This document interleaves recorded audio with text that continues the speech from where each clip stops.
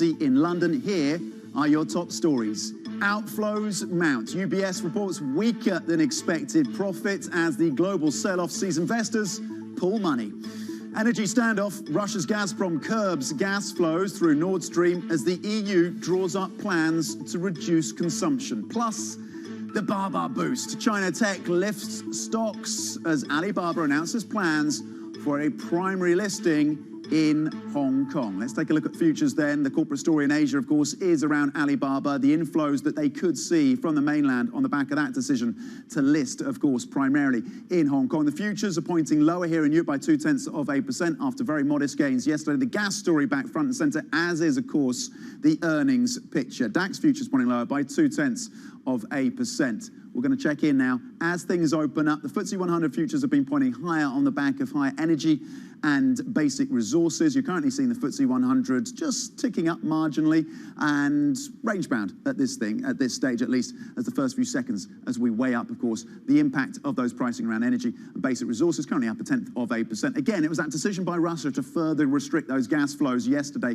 It will kick in from Wednesday. That seems to be the plan, from 40% of flows to 20%. And we know that EU ministers are meeting today for that emergency summit, essentially, on the response to that risk. Earnings, of course, front and centre. We had a beat from the likes of Unilever and EasyJet, a miss, of course, from UBS, and we'll be hearing from the CEO as well. In terms of the FTSE 100 now, gaining 0.4%. The Spanish IBEX lower by 0.3%.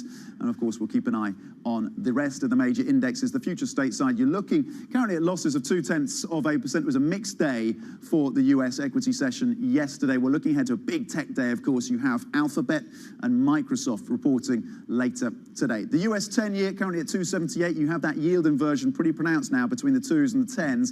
That flag then of a recession risk. Ed Yardeni, though, says markets have probably bottomed, pointing to the strength of the consumer and the corporate household. But, of course, that debate is acute over where we stand in these markets. Morgan Stanley says you'd be deluded to think that the market rally we've seen over the last month is anything but a bear market rally. The spot, in terms of the Bloomberg dollar index, range-bound, not a lot of movement there. Natural gas prices, these shot up about 10% yesterday, seeing gains of 2.8%, again, linked to that Russia story. We'll unpack that and the implications for you across this hour. A big earnings day, as I mentioned today, including Unilever. And the company says it's still pushing up prices as it faces the biggest cost surge in decades, with inflation hitting many of its key markets. We spoke to the CEO, Alan Jope, just a short time ago.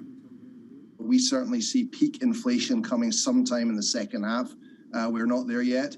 And so I think we'll expect that sometime probably towards the end of Q3, beginning of Q4, we'll start to see the full flow through of commodity prices into retail prices in the market.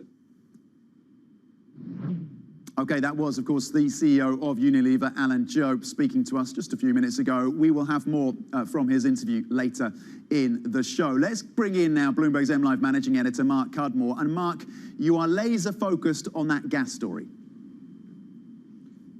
Yes, Tom, indeed. Laser-focused might imply a little bit more wisdom than I expect to provide here. But like all the macro tourists out there, I'm rapidly trying to catch up with exactly what is going on in the gas dynamic, because this is the biggest story for Europe in the second half of this year, or perhaps all year, and going into next year. So this is a chart of the supply via the main 4 pipelines from Russia into Europe for natural gas. You can see that the white line is the main line via Poland.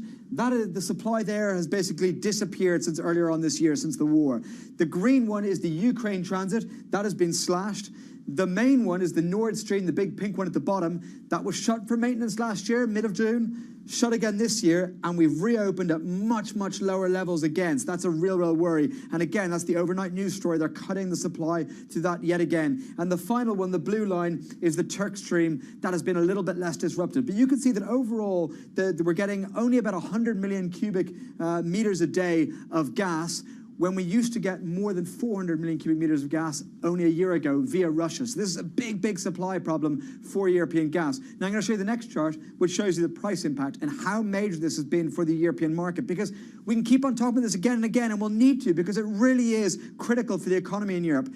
This is the yellow line is the benchmark European gas price, Dutch gas, natural gas prices. The blue line is UK natural gas prices, and the white line is US natural gas prices, all in dollars per megawatt hour. Now you can see back until mid-2020, these traded basically at the same level. They all made sense, right? They were low prices, and over the last couple of years, yeah, sure, US natural gas prices have risen lots, and if you're in the US, you think that's a big problem, but it's absolutely nothing compared to what we've seen in Europe, and they are remaining really, really elevated for more than a year now. It's a completely broken market. It's not likely to be fixed anytime soon, and this remains the biggest story for Europe's economy into the second half of this year.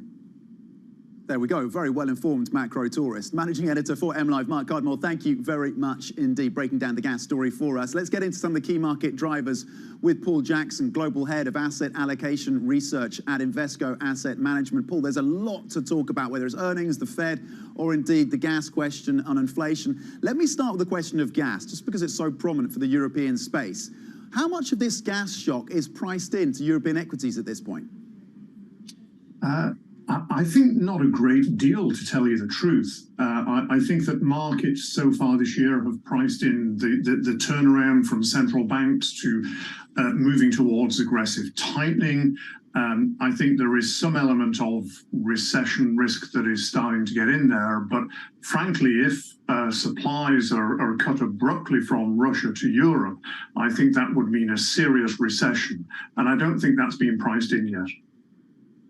Okay, that serious recession as a result of any full-blown gas cuts has not yet been priced in. I just wonder then what the implications are for the ECB. There's an expectation for many market participants that you get another 50 basis points. Can they pursue that rate hike cycle in the face of those risks?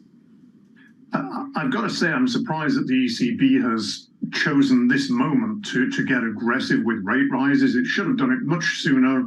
Last year was really the opportunity. Now it is doing it at a time when the economy is slowing. We saw last week that manufacturing PMIs went below 50. Yesterday's IFO survey from Germany was pretty weak. And the reaction in the bond market last week, well, on Friday, we had a collapse in bond yields in Europe at the short as well as the long end.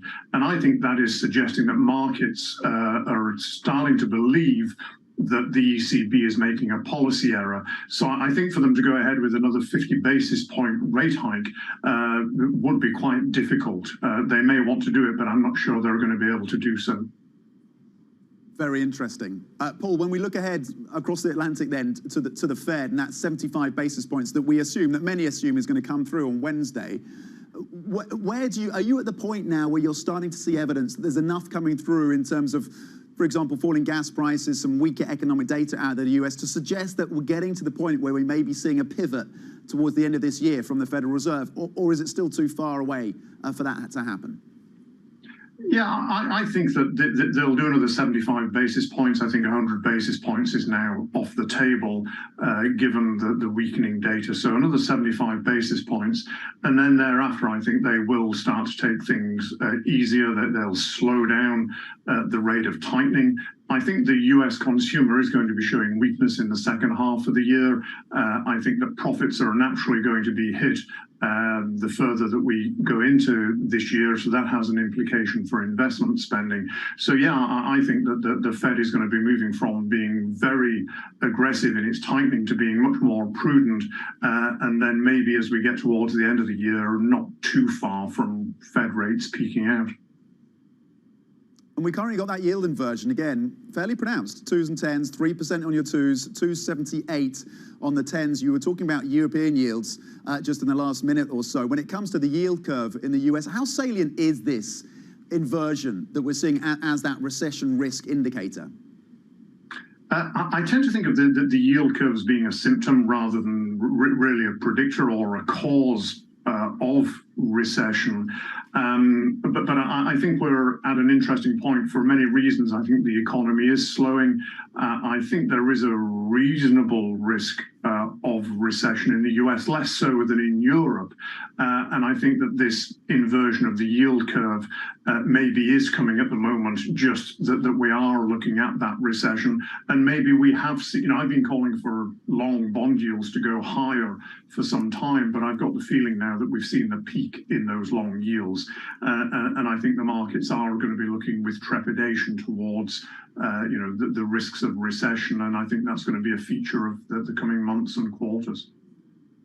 Okay, a peak in long yields. Currently 278 on your 10s, 3% on your 30s, and of course the market's pricing in cuts as soon as the first quarter of next year from the Federal Reserve. We're going to get Paul Jackson back, Global Head of Asset Allocation Research and Invesco Asset Management, for some of his calls just in the next couple of minutes, so stay with us for that. Coming up, Unilever raises its prices to battle the impact of rising inflation. We're going to bring you more from an interview with the CEO of Unilever, Alan Jope. That is next. This is Bloomberg.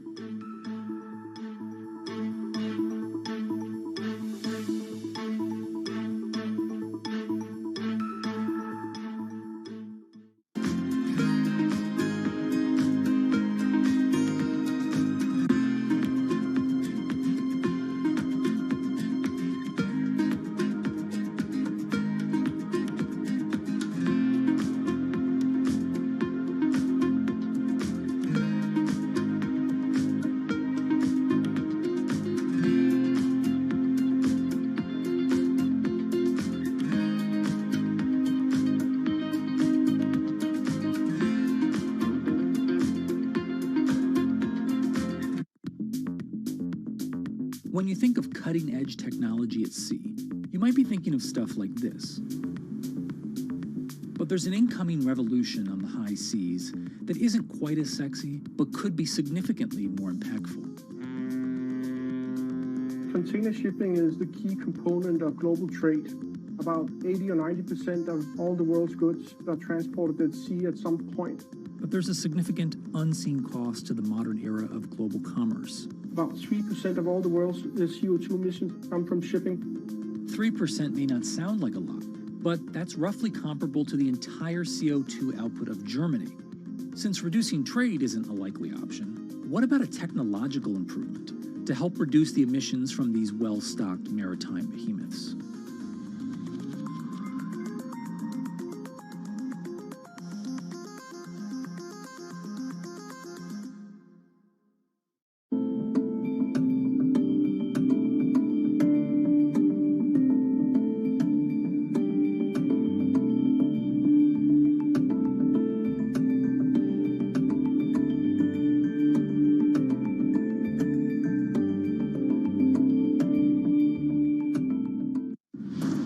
No one covers the world like Bloomberg. You have to show action on behalf of the American people, and that's exactly what the president is doing. The major fault line at this early stage is tax. For the oil market, this is a big moment to see if the kingdom is willing to step in. With unmatched reach and resources from more than 120 countries, the moment news breaks, 24 hours a day.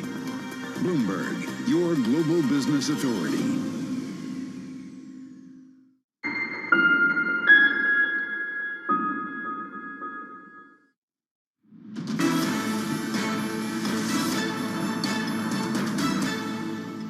Welcome back to the Open. We are 12 minutes into the European trading day. You're seeing losses across the benchmark of about 1/10%. The FTSE 100, though, gaining 0.3%. Energy and basic resources gaining, and that's giving a lift to UK equities on the FTSE 100. You're seeing losses of about 0.3%, on the DAX.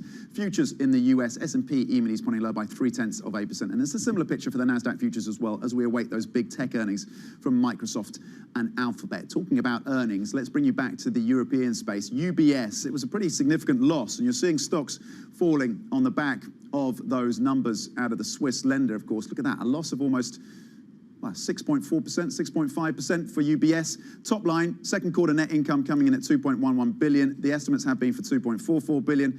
And this is the line that really stood out. Asset management outflows of $12 billion, mostly in equities. And they say, of course, the bank, that private clients are still on the sidelines. We had that fantastic interview between Manus Cranney and the CEO of UBS as well. You can find that on the terminal. Uniper, that of course is linked to the gas story. We know that the Russians are cutting gas flows once again from 40% to 20%. That's likely to kick in from Wednesday, currently down 6%. The utility company, of course, in the midst of a bailout from Berlin as well. And Unilever, currently gaining 2%. It was a beat for this company. They have so far been able to pass on some of these price pressures. And Unilever says it is still pushing up those prices as it faces the biggest cost surge in decades, with inflation hitting many of its key markets. Bloomberg's Lizzie Burden has been speaking to the CEO, Alan Jope. We have had a good first half, builds on the momentum that we saw in 2021. It has been pricing led, but with better than expected volumes. At the same time, our operating profits are up 200 million euros. I think more importantly for us, the performance has been driven by our strategic priorities. Our big brands grew 10%. Our priority markets, the US and India, grew very well. China suppressed a bit by the COVID lockdowns, but competitiveness for us strong there. E-commerce growing well, and our new businesses, Prestige Beauty and Health and Wellbeing, those are both growing well. Now, you're right, we are still in a period of sustained inflation. And so quality growth remains our top priority, driven by disciplined execution and the strategic choices that I just outlined. We're very conscious that the consumer's feeling the pinch in many parts of the world, and it is a very different picture in different parts of the world. And so how long do you expect inflation to last, both in the UK and worldwide? Well, I think it's a dangerous business to predict the future at the moment, but we certainly see peak inflation coming sometime in the second half. We're not there yet. And so I think we'll expect that sometime probably towards the end of Q3, beginning of Q4, we'll start to see the full flow through of commodity prices into retail prices in the market. And you say you expect to improve margin in 2023 and 2024, but in a cost of living crisis, isn't it your duty to prioritise consumers over shareholders at this moment? Yeah, that's certainly true. In fact, we've only passed along about 70% of the input costs that we have felt through to retail pricing, and we have guided the market that our margins, our percentage margins, will be down this year. So we're certainly going to spread out the cost of increases that we're seeing over a couple of years, and we are doing everything in our power to find savings and efficiencies and make sure that the pressure that is brought to the consumer is the minimum possible one. That, of course, was the CEO of Unilever, Alan Jope, speaking to Bloomberg's Lizzie Burden, who joins us in the studio now. Lizzie, what were the key takeaways for you then from this interview? Well, this is a consumer goods business in a cost of living crisis, so it's always going to be a difficult time. It's how Unilever handles it. Alan Jope came out very confident there about the results. You've seen the shares up this morning, and he's acknowledging that the company's battling a sustained inflation crisis. He's conscious about the hit to consumers. He's acknowledging that prices are going up. He says that they're only passing along about 70% of input prices along. He said that margins will be down this year. He says they're going to spread out the cost of increases over a couple of years. So he's trying to show that empathy with the consumer. He's saying they're doing everything in their power to find savings. You would ask whether they would just do that anyway. But he did say that it was Unilever's duty to prioritise the consumer over the shareholders in this moment. He said they're trying to be surgical about where to target those price increases because, of course, this is a dangerous moment for a company like Unilever when customers are trying to pinch pennies left, right and centre. The danger is that they turn to the own store brands at Aldi and Lidl and never come back to what Unilever's providing at the Sainsbury's, the Asda's and the Tesco's. And so far, the top line results showing that they're doing a pretty good job of steering that difficult balancing act. And again, he was saying on the question of inflation, starts to see that peaking in the second half as well. Which, of course, is the time when energy bills are set to rise, so it's going to be even more painful for consumers. Burden, thank you for bringing that interview to us, the CEO, of course, speaking to the CEO of Unilever on the back of those results that beat. Let's bring back in Paul Jackson now, Global Head of Asset Allocation Research at Invesco Asset Management. Paul, your take on the earnings season thus far then, and whether indeed the earnings estimates that we're seeing are really factoring in the pressure that may come through on these margins? I've been impressed so far this year that earnings have held up as well as they have. We're seeing some negative surprises in the financial sector, the banks, so far this year. We've seen a bit of that this morning. But overall, perhaps better than I might have anticipated. But nevertheless, it's my observation that when you see a slowdown in industrial production growth, you see maybe 6 to 9 months later the same sort of slowdown in earnings. So I think there's still probably a delayed reaction, and then you layer on top of that the margin squeeze that is coming through higher raw material costs and in some sectors higher labor costs.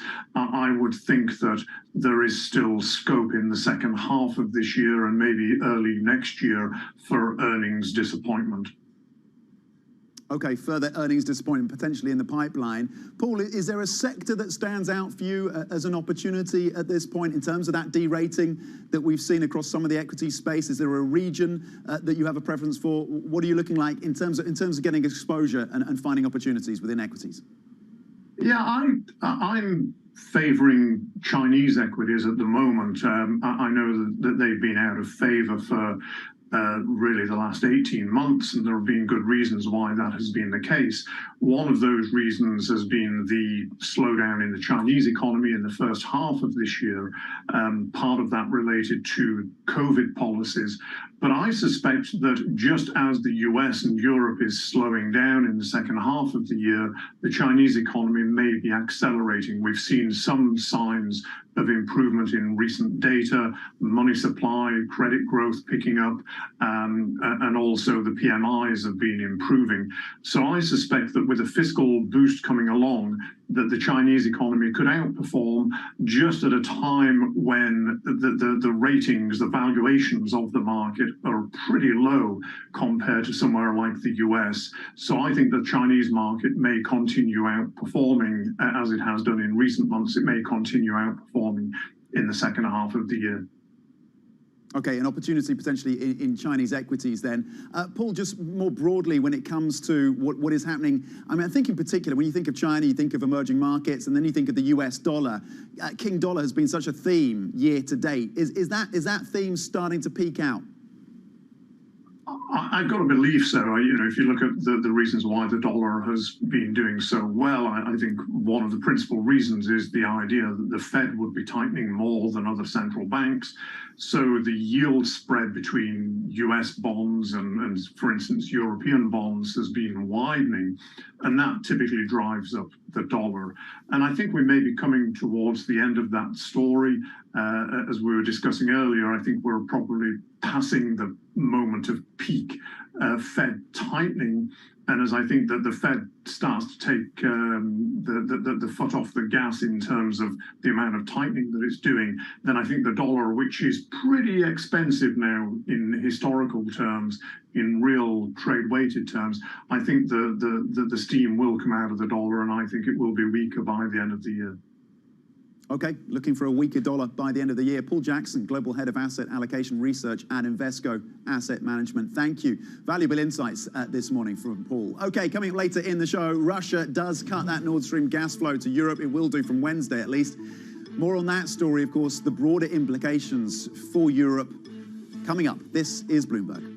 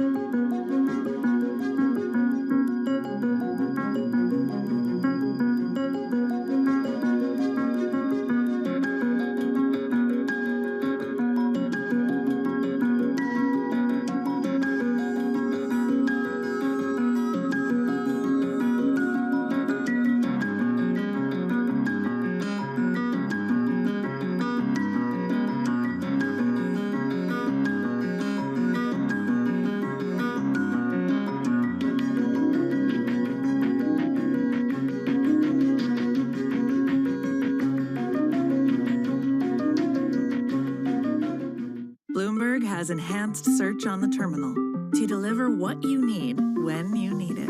Now, you can simply type phrases in everyday English in the command line. Compare financials. Find people. Analyze markets. You can enter phrases or ask questions.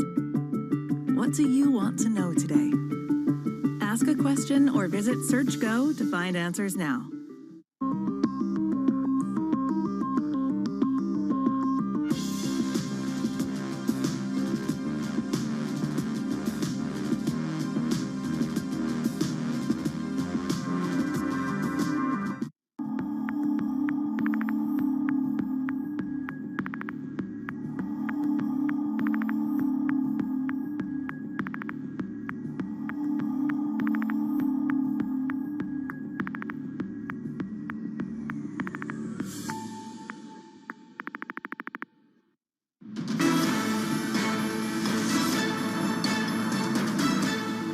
The ECB is ready to do whatever it takes to preserve the euro.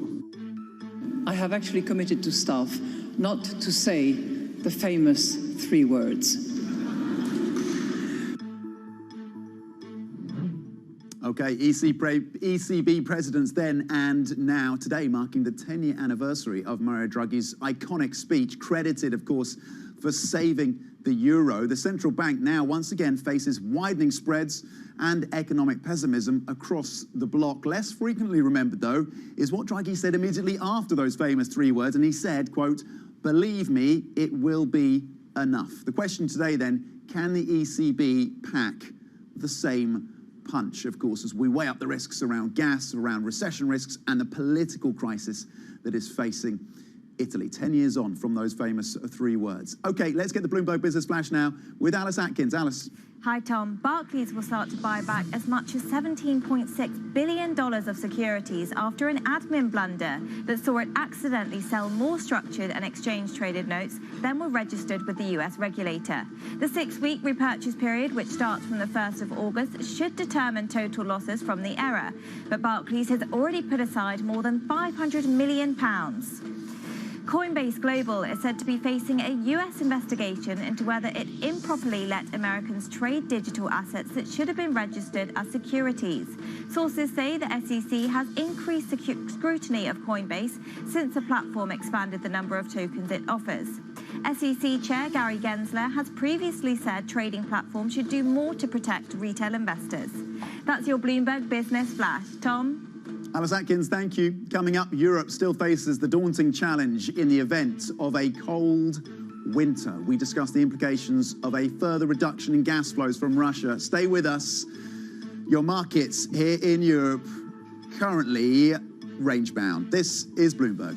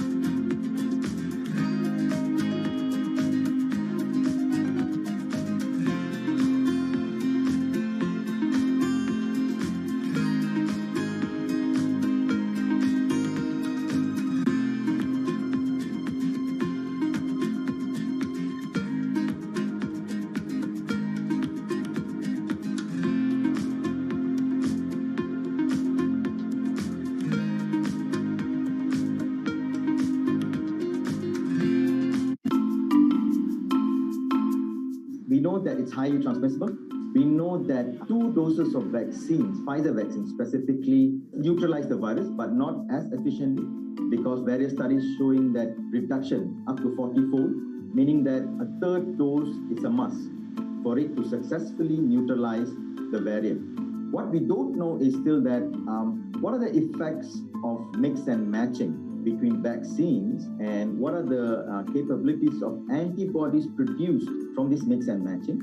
in neutralizing Omicron. Because as we know, many parts of the world use different types of vaccines. And that would be a great data to look at. It will be also great to look at, because majority of the studies done uses a small sample number, and most of the time when you translate it to real world, the data changes. So it will be really good to look at large-scale data of the ability of antibodies from vaccines to neutralize this variant. Grateful here today that the virus, Omicron variant, still uses ACE2 receptor as its main entry.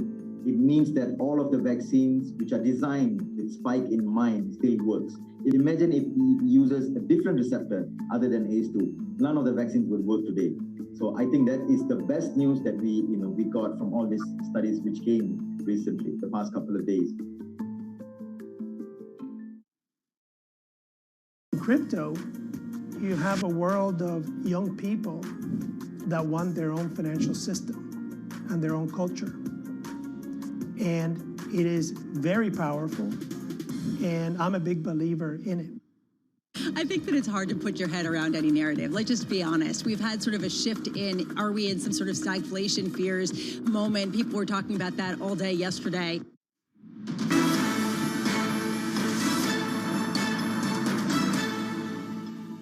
Welcome back to The Open. We are 30 minutes into your European trading day, and here are your top stories. Outflows mount. UBS reports weaker than expected profit as the global sell-off sees investors pull money.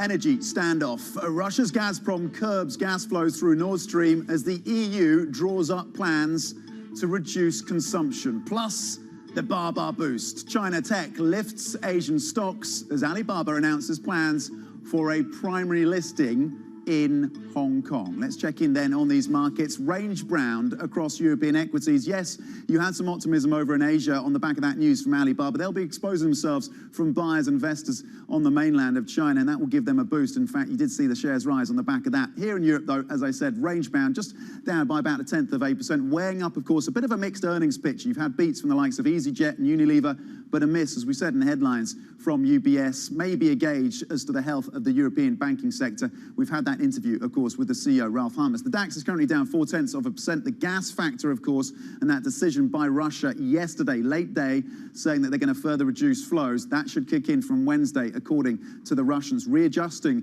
to lower flows of gas. FTSE 100 is gaining 0.5%. This is all about the energy story. Let's break it down and see how things are playing out then across these sectors. Yes, oil, Brent and WTI are getting a boost. Let's switch it on again and see how things are playing out across these sectors. There it is. It's on the screen for you.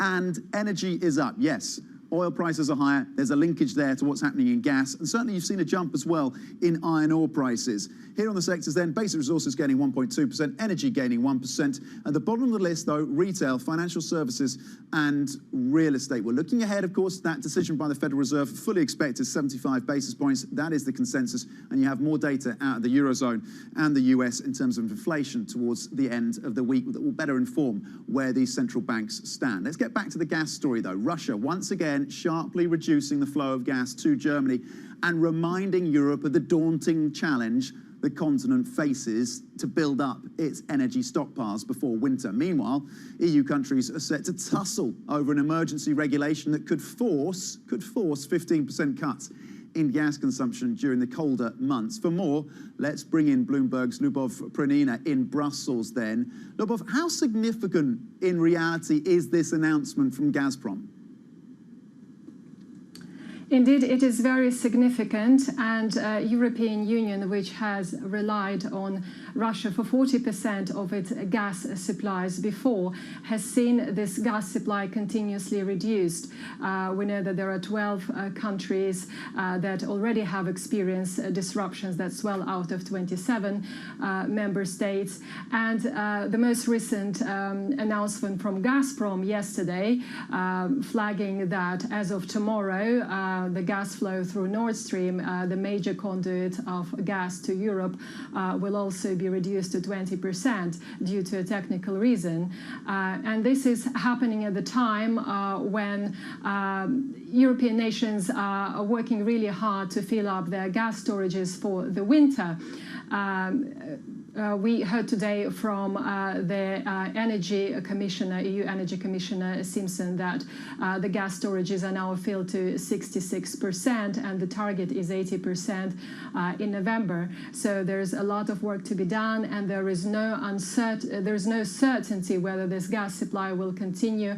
The Commissioner said that we have to be ready for gas cuts happen any moment. And she said this before a meeting of energy ministers in Brussels today, who are discussing exactly that situation. Gas prices up again. Dutch gas prices up about 3.5% after the gains of 10%, around 10% yesterday. What will the focus then of those energy ministers meeting? What will it be? And how close are we realistically to getting those compulsory 15% cuts?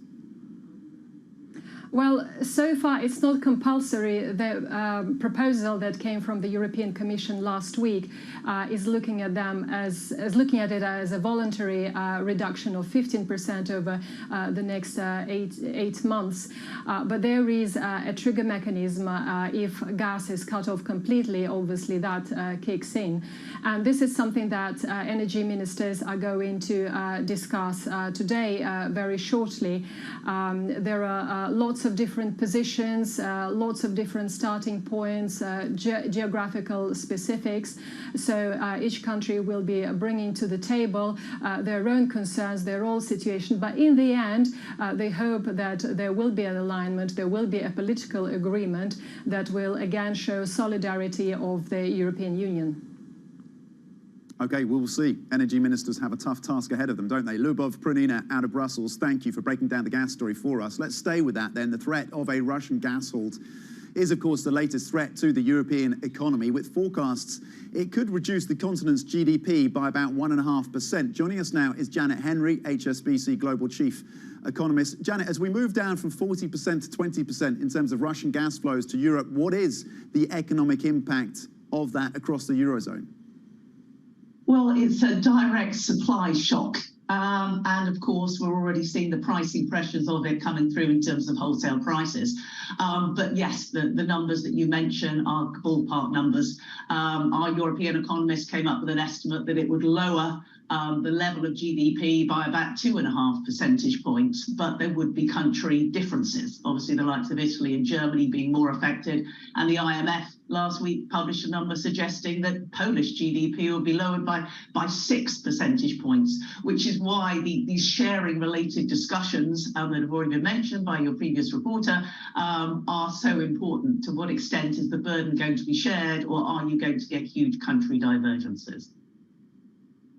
Well, indeed. I mean, 6%, remarkable, really, as a prospect for Poland. And what that means for the ECB, what do you and the team assess as the response from the European Central Bank if you do get a full cut-off of gas, which we obviously can't rule out at this stage, and the ability for the ECB to continue this rate hike cycle in the context of very sharp drops in growth?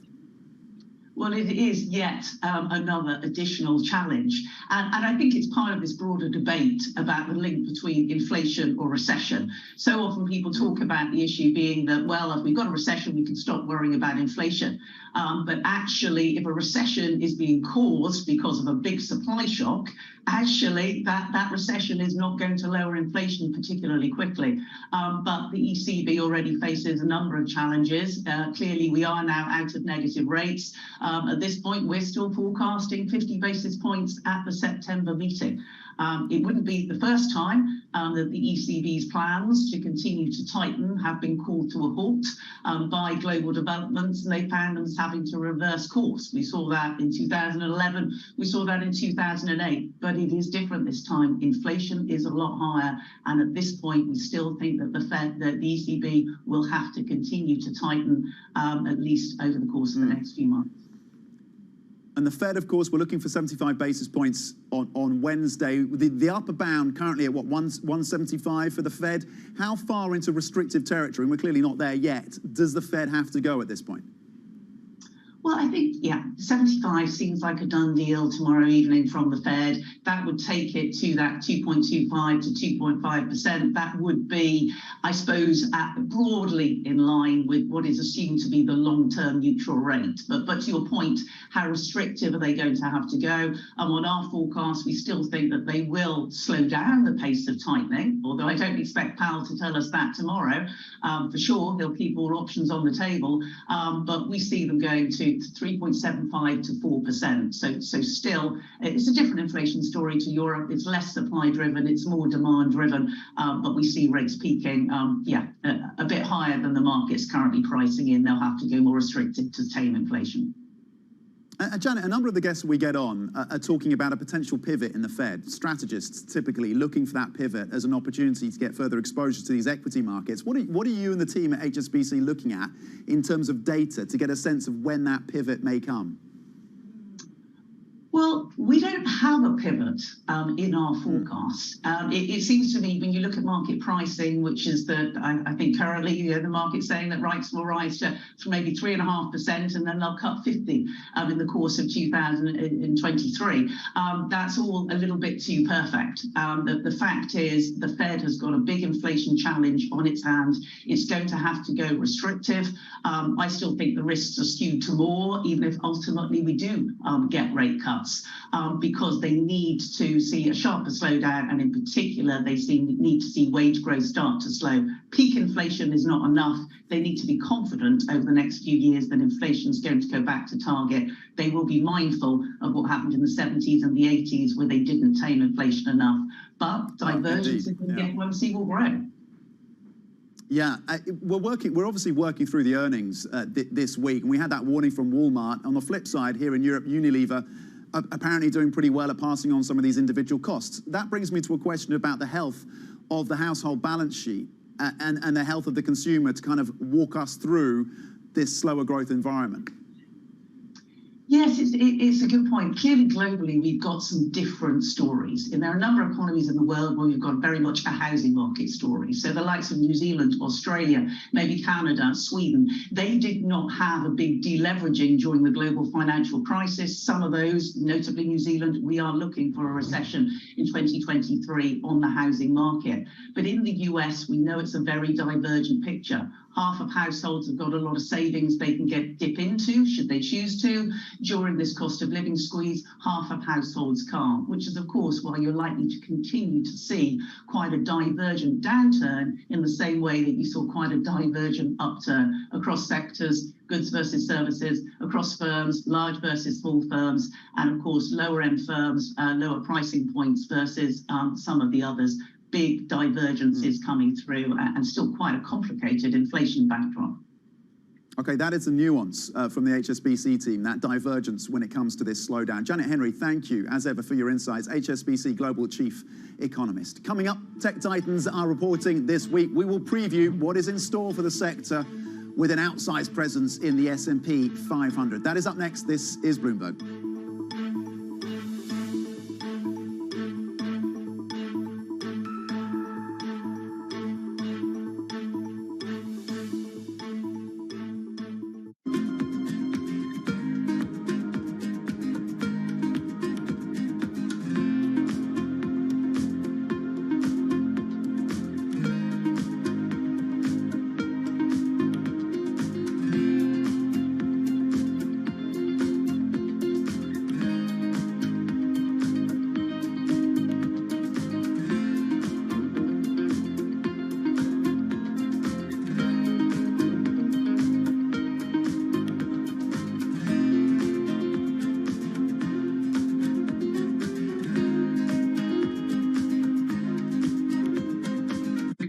Crucially important, and I think we've moved from this attitude from it's an indulgence, a waste of time, almost an illness that needs a cure. For something as universally important to human life as sleep, mysteries surrounding its necessity and utility have only just been recently uncovered. Some of our biggest discoveries were in the 1970s or 1980s, and so it makes it a really exciting field because it seems as though we're uncovering new insights each and every day. Some scientists are going further to find out how sleep and what happens there can be harnessed to further expand our understanding. It's easy to memorize things. That makes you smart if you can spit back a lot of facts. But if you want to be wise, if you really want wisdom, you got to know when and how and why to use that information. And that's what your brain figures out while you're sleeping.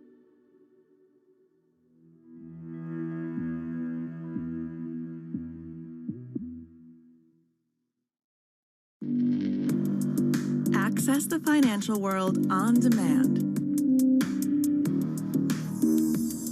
Hear from leading economists, policymakers, and industry experts via live and on-demand webinars, only from Bloomberg. Start exploring to see what's moving the markets.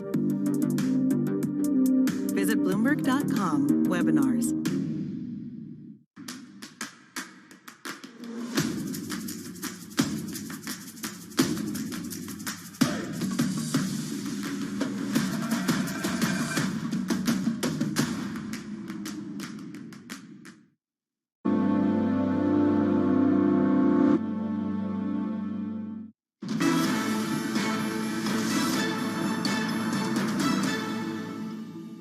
Welcome back to the Open. We are 44 minutes into the European trading day. You're currently range-bound across European equities, a lack of conviction as investors weigh up the earnings story, the energy crisis with ministers and officials in Europe meeting on that question. Of course, recession risks as well. S&P E-minis pointing low by 0.3%. The upside, you're seeing the FTSE 100 is gaining 0.5%. Basic resources and energy part of the mix there, but also Unilever, which is having a pretty positive effect across the European stocks, certainly with the FTSE 100. On the downside, UBS dragging the overall index lower. It is currently UBS down at 6.5%. That bank, second quarter earnings, well, they're in, and the Swiss bank reported net income for the second quarter that did miss the average analyst estimate. We sat down with UBS CEO Ralph Hamers. Take a listen. What bothers all of us is that it's so unclear as to what is happening. So the next 2 months will continue a bit of unclarity here. I think the central banks are not very clear either. They're very hawkish, so they're really looking at the inflation numbers and reacting to those.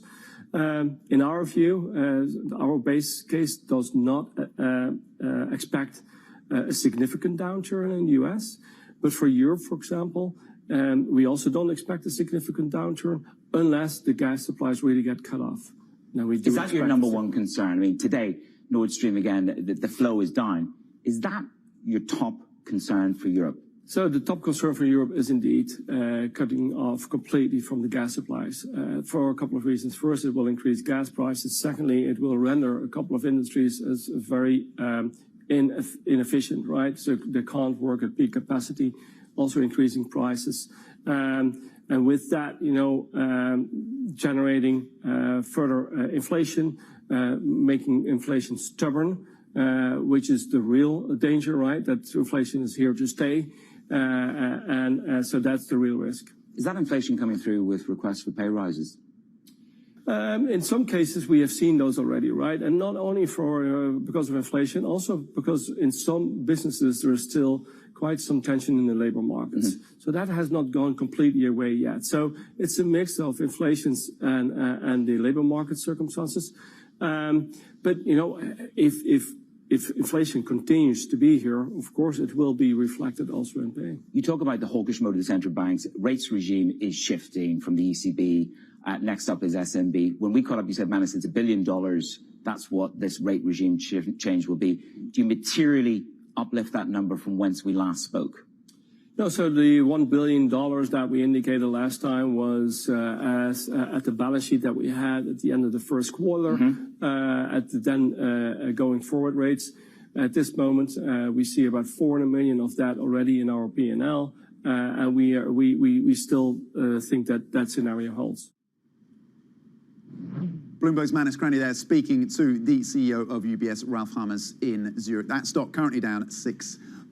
Now let's get on to the tech story. With many of the biggest technology giants poised to report earnings in the next 2 weeks, investors bracing for mostly bad news, growth sputtering across the tech world, and even the usually invincible companies like Microsoft and Alphabet cannot escape the slowdown. Both of those companies reporting later today in the US. Joining us to preview what is ahead for investors in that embattled sector is Matthew Bloxham, tech analyst with Bloomberg Intelligence. Matthew, how much of a direct line can we draw between the earnings of Snap and Twitter last week to the big beasts in the room this week?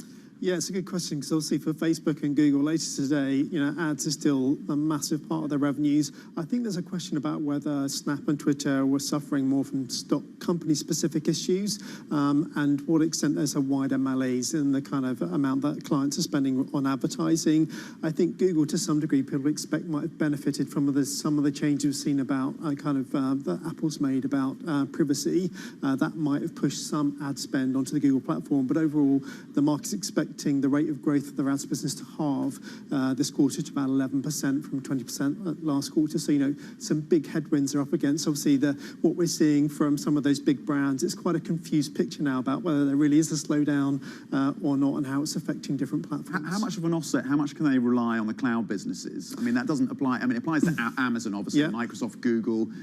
Is that a pillar of support for these companies? Well, so for Google, it's relatively small in the overall share of the business, about 10%, but it's a big business, $26 billion or so, but it's still loss-making, so it's still growing a lot. Google expected to grow about 36% this quarter. It's slower than their mid-40s growth recent quarters, so an important future profit driver for them.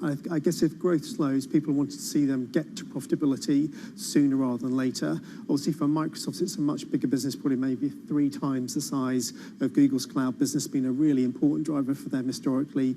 Again, market expects to see some kind of slowdown this quarter, maybe 20-ish% growth. So still very strong growth, but slower than the kind of, high 20s, low 30s that they've seen historically. I think most people think that cloud business will be relatively resilient through a downturn. Corporates are spending strategically on technology for the mid to long term, but on the margin, there could be some volume pressure on how much goes through these cloud platforms. Okay, well, we'll look to see whether that resilience for cloud comes through, and again, watching the advertising space and the spend as well. Thank you, Matt Bloxham, of course, from Bloomberg Intelligence as the tech analyst, of course, walking us through and looking ahead to the preview for those earnings out of Microsoft and Alphabet later today, and some of the other big names reporting this week. Let's get back to the UK politics then. Blue on blue, this is what we're going to be teasing and looking at after the break. Rishi Sunak and Liz Truss, well, they've trashed each other's economic policies in last night's TV debate. We're going to have analysis on the UK leadership race next with David Merritt. Stay with us. This is Bloomberg.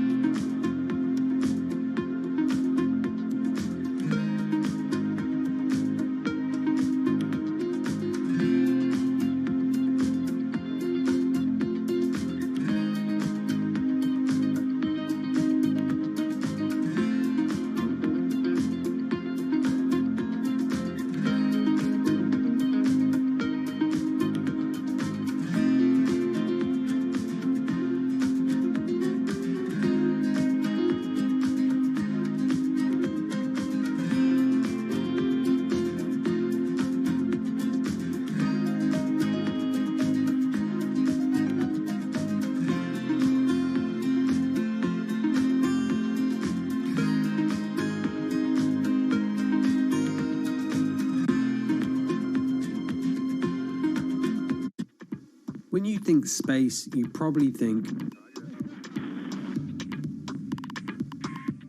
one space agency that travels under the radar is ESA, which is surprising considering what the European Space Agency has achieved and how vital it is to the global space industry. We've collaborated with pretty much everybody who is involved in space exploration. ESA wants to be a leading force in furthering humanity's mission into space. Commander Ground, do you copy? Copy. If we want to have successful human missions to Mars, we are going to have to learn to live and work off-world in a different way. The place where we are going to learn to do that is on the moon. Can ESA help humanity take its next giant leap?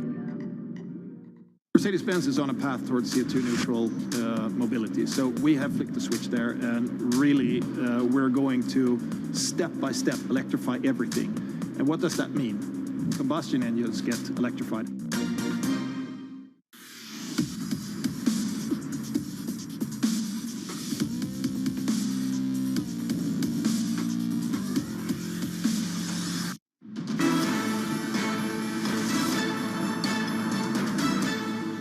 Your own economic advisor has said that that would lead to mortgage rates, interest rates going up to 7%. Can you imagine what that's going to do for everyone here and everyone watching? That's thousands of pounds on their mortgage bill. It's going to tip millions of people into misery. Everybody thinks that putting up taxes at this moment is going to hurt the economy. You can't put up taxes and get growth. If we follow Rishi's plans, we are headed for a recession. Okay, that was Liz Truss and Rishi Sunak going head-to-head in a TV debate to become the next Conservative Party leader and, of course, the Prime Minister of the United Kingdom. Let's bring in at this point then David Merritt, Bloomberg's EMEA News Director, for his take really on how that debate played out. And it was the economy that was central within this conversation between the two. Yeah, absolutely. It was the lion's share of the debate and the most heated discussion as well. You heard the main dividing lines there. It's about tax and when to cut taxes. Liz Truss wants to do it straight away. She says, if we don't, we're heading for recession. And Rishi Sunak said, if we slash taxes now, it's going to goose inflation. We're going to have higher interest rates. He quoted that 7% figure, which actually comes from Patrick Minford, who's an economist who supported Truss's campaign. So two of them really went at it on this issue. It is quite a divergent vision for the economy. Sunak was really adamant that, the Conservative approach is to balance the books. And Liz Truss came back and actually called that bean counting at one point as a sort of insult. Well, being a sort of chief bean counter used to be, the pride of the Conservative Party, really, to be a chancellorship. So it just shows how much the kind of thinking has shifted in this discussion, where actually the biggest appeal to the Conservative voter at this point seems to be throwing away that caution and advocating a bit of a tearing up of the fiscal rulebook. And possibly as well, arguably points to the broader divergences and splits within the Conservative Party. In terms of moving the dial, Rishi Sunak is behind in the polls. Do you think this debate did anything for him to move forward? Well, it doesn't look like he landed any big blows. The initial readouts, very quickly after the debate happened, showed that the general public were pretty much evenly split. I think he was about a point ahead for Rishi Sunak. But crucially, of course, we don't all have a vote in this contest. It's about Conservative Party members. There was a poll for Conservative voters that showed Liz with quite a lead after the debate. So again, that argument about the need to cut taxes as a priority, that seems to be winning the day so far. Okay, the primacy of economics within this debate. We have another debate as well unfolding later today, so we'll see if that moves anything forward. David Merritt, of course, from our EMEA team leader, walking us through the UK politics as that leadership context heats up. Thank you very much indeed. Let's check back in on some of these individual corporates then, as we are, of course, within the thick of the earnings season.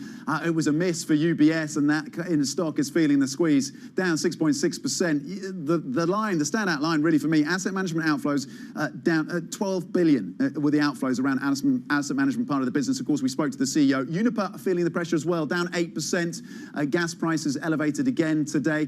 And Unilever, this was a beat across the earnings. We spoke to the CEO, 2%. They've been able to pass on some of those input costs. They start to see inflation peaking in the second half of the year. That was the CEO, Alan Jope, of course, talking to us. Unilever up 2.3%. That is it for the European market. Open surveillance early edition is up next. Future stateside pointing lower by 0.2. This is Bloomberg.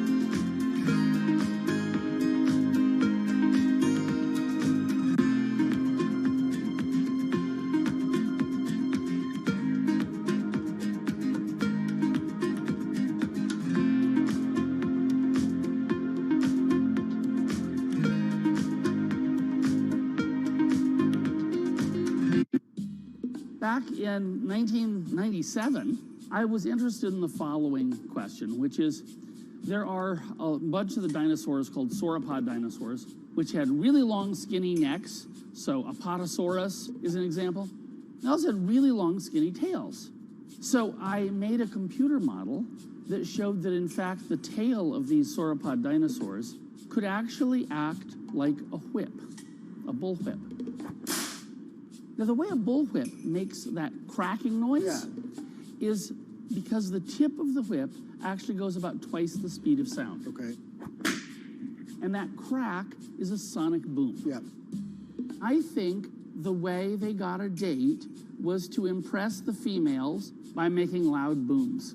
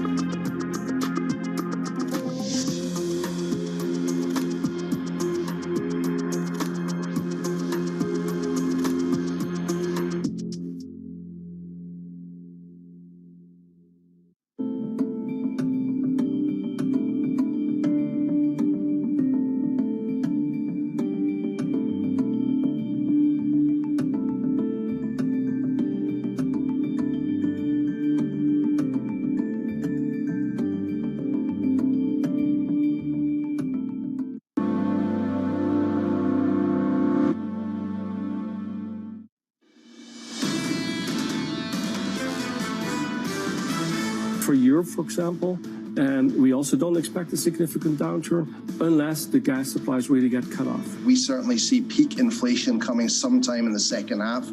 We're not there yet. The trigger for the financial distress is going to be a recession, and recession is not mild, shallow, but it's going to be severe and protracted. This is Bloomberg Surveillance, early edition with Francine Lacqua.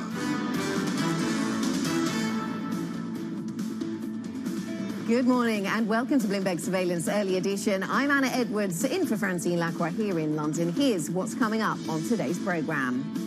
Outflows mount. UBS shares sink in early trade after reporting weaker than expected profit as the global sell-off sees investors pull money. Price bump. Unilever sees a second quarter beat, but forecasts a, quote, unprecedented inflation surge and plans to raise prices. Shares start the day higher. And energy standoff. Russia's Gazprom curbs gas flows through Nord Stream as the EU draws up plans to reduce consumption. Welcome to the programme, everybody. It is it's just gone 9 o'clock here in London, just gone 10 o'clock if you're in Paris or Berlin. First, let's get to the markets. And European equity markets looking fairly flat this morning. The Stoxx Europe 600 not going anywhere in a hurry as a result of well, nervousness around a few factors. There's the gas question around Europe. There's the inflation story to monitor. There's corporate earnings flooding in, of course, and there's a Fed meeting looming large on the agenda. So we'll focus in on that. We have the US dollar fairly flat. Tech stocks performing fairly flat. Bitcoin, for what it's worth, down 5% today.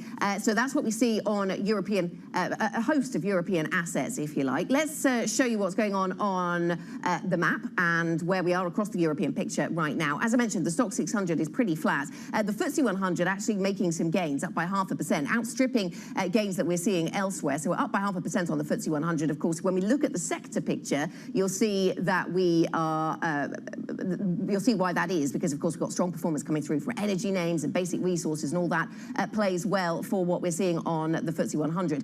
The CAC 40 is down 0.1%. The Xetra DAX is down 0.5%. The IBEX down 0.5%, and the FTSE MIB down by 0.5%. So there's plenty of movement, but in two different directions, which keeps the Stoxx 600 fairly flat this hour. Let me dive into what's going on from a sector perspective. If we look at the GRR function on the Bloomberg, we've got energy stocks actually doing quite well, which is what I was mentioning in terms of the FTSE 100. So energy stocks are doing well. Mining stocks stocks are doing well. That is lifting the FTSE. Sectors that are performing badly, we've got retail stocks moving lower. And interesting that this is a read-through from the Walmart numbers, perhaps, where they definitely put a focus on consumers having to trade down, having to tighten the purse strings as prices are on the rise. So you see retail is the worst performing sector here in Europe, down by 2.4%. And we just had a headline that suggests that Walmart shares in pre-market in the US are falling 9.5% after they cut their profit guidance. So we'll keep an eye as we get towards the US Open on that. Financial services is also an area of weakness, and this in connection with what's going on at UBS, of course. So UBS is under pressure as a result of the earnings report we got from UBS.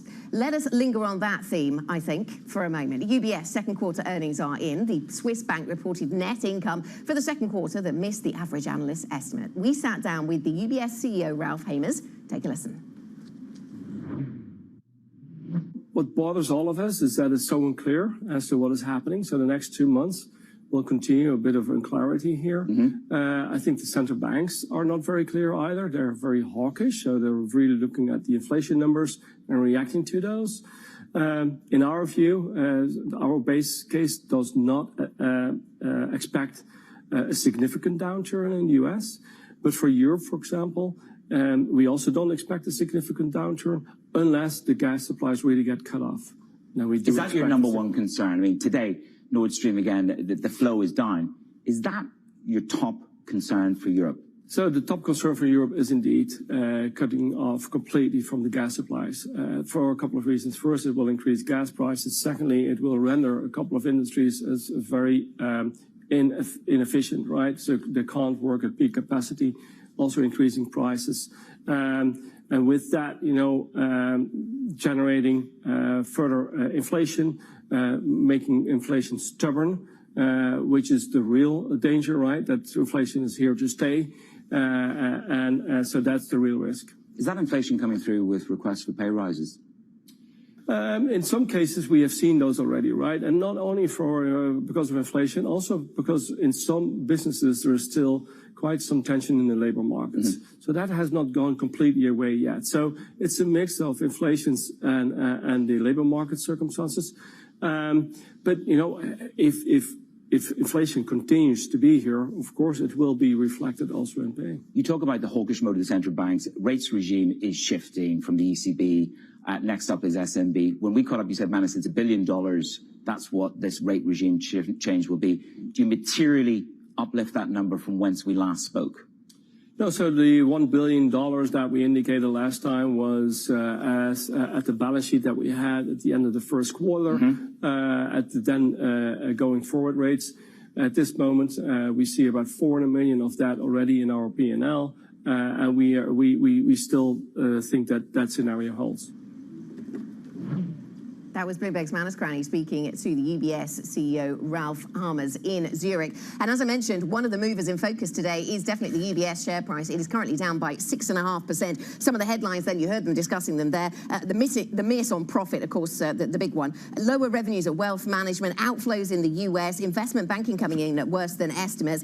Trading in equities was up by 4% against the US comparison of being up by 8%. So that's obviously a focus for investors. That's what we have on UBS. Also in focus, we have Unilever and EasyJet. These two stocks are also on the move. Unilever's share price is up by 2.6% this hour. Lots of numbers actually coming in better than expected. So that's the UBS share price. Just to recap on that, up down by 6.6%. Unilever, lots of numbers coming in better than expected. Volume was light, but prices moving were able to go up more than estimated. So sales guidance has been increased, and there's no worse news on materials, and so that's a focus. EasyJet also in focus. Then they put a cost on the disruption. If they hadn't had to take that charge for the cost of disruption, they would have made a profit in the last quarter, but they didn't. They made a loss. Revenue did come in better than estimated. So that's where we are on some of the big movers this morning. Coming up, we'll have a discussion on the markets. We'll discuss the earnings stories so far, those still to come, and we'll look ahead to the Fed. This is Bloomberg.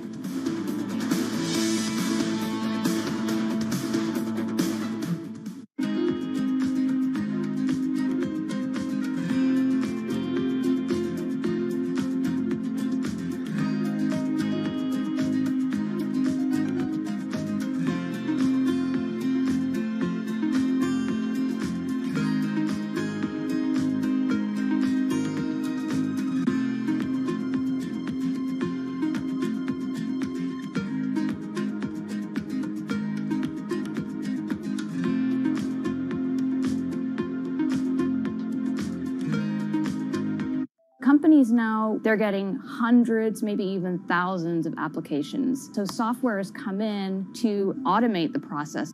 You want to write your resume for robots, not for humans. The only job your resume has is to be comprehensible to the software that is reading it, because that software or robot is going to decide whether or not a human ever gets their eyes on it. These things are programmed by a certain segment of the population that might not be totally inclusive or not be fully aware. Concerns about how this technology could exacerbate discrimination.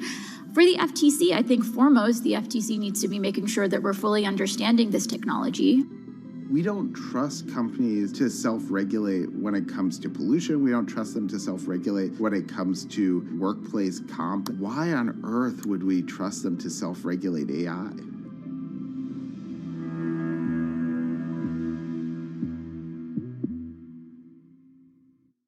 Lots happening on Wall Street. It's the basic law of economics. It validated what the market was already pricing. Need to catch up? This is Bloomberg Wall Street Week. I'm David Weston. We've got the information and insights. David, you just hit the nail right on the head. From businesses most influential and instrumental. And that's the way you run good risk management. It's a challenging dynamic. We could continue to see that kind of strength. Bloomberg Wall Street Week premieres Friday with replays all weekend on Bloomberg Television and Radio.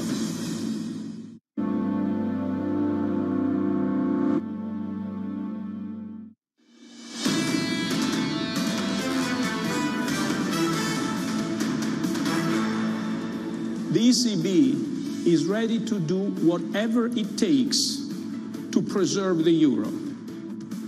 I have actually committed to staff not to say the famous 3 words. ECB presidents then and now. Today marks the 10-year anniversary of Mario Draghi's iconic speech, credited, of course, with saving the euro. The central bank now once again faces widening spreads and economic pessimism across the bloc. Less frequently remembered is what Draghi said immediately after those famous 3 words. Believe me, it will be enough. I'm sure Christine Lagarde hopes so too. The question today, can the ECB pack the same punch?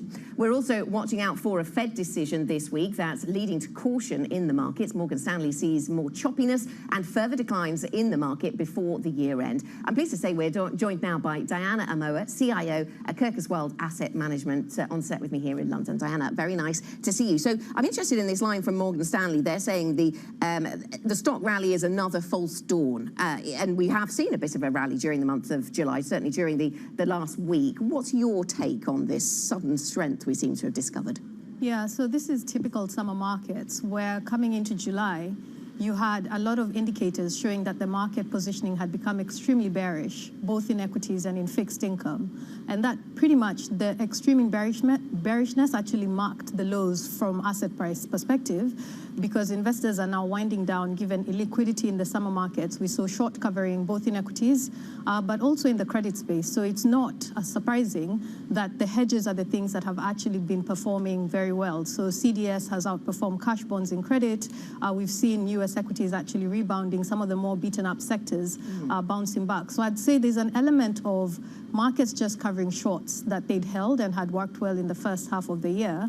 But then also I think there is, and this is where I tend to agree with the Morgan Stanley team, there is a perception by markets that if growth is bad enough, it'll cause the Fed to pivot. Yes. That's not really where we are this time round. This time round, the Fed is hyper-focused on inflation because inflation also does feed back to growth. Are we there, but just not yet? I mean, you say we're not there this time around because they are hyper-focused on inflation, and that's the message we always hear very clearly.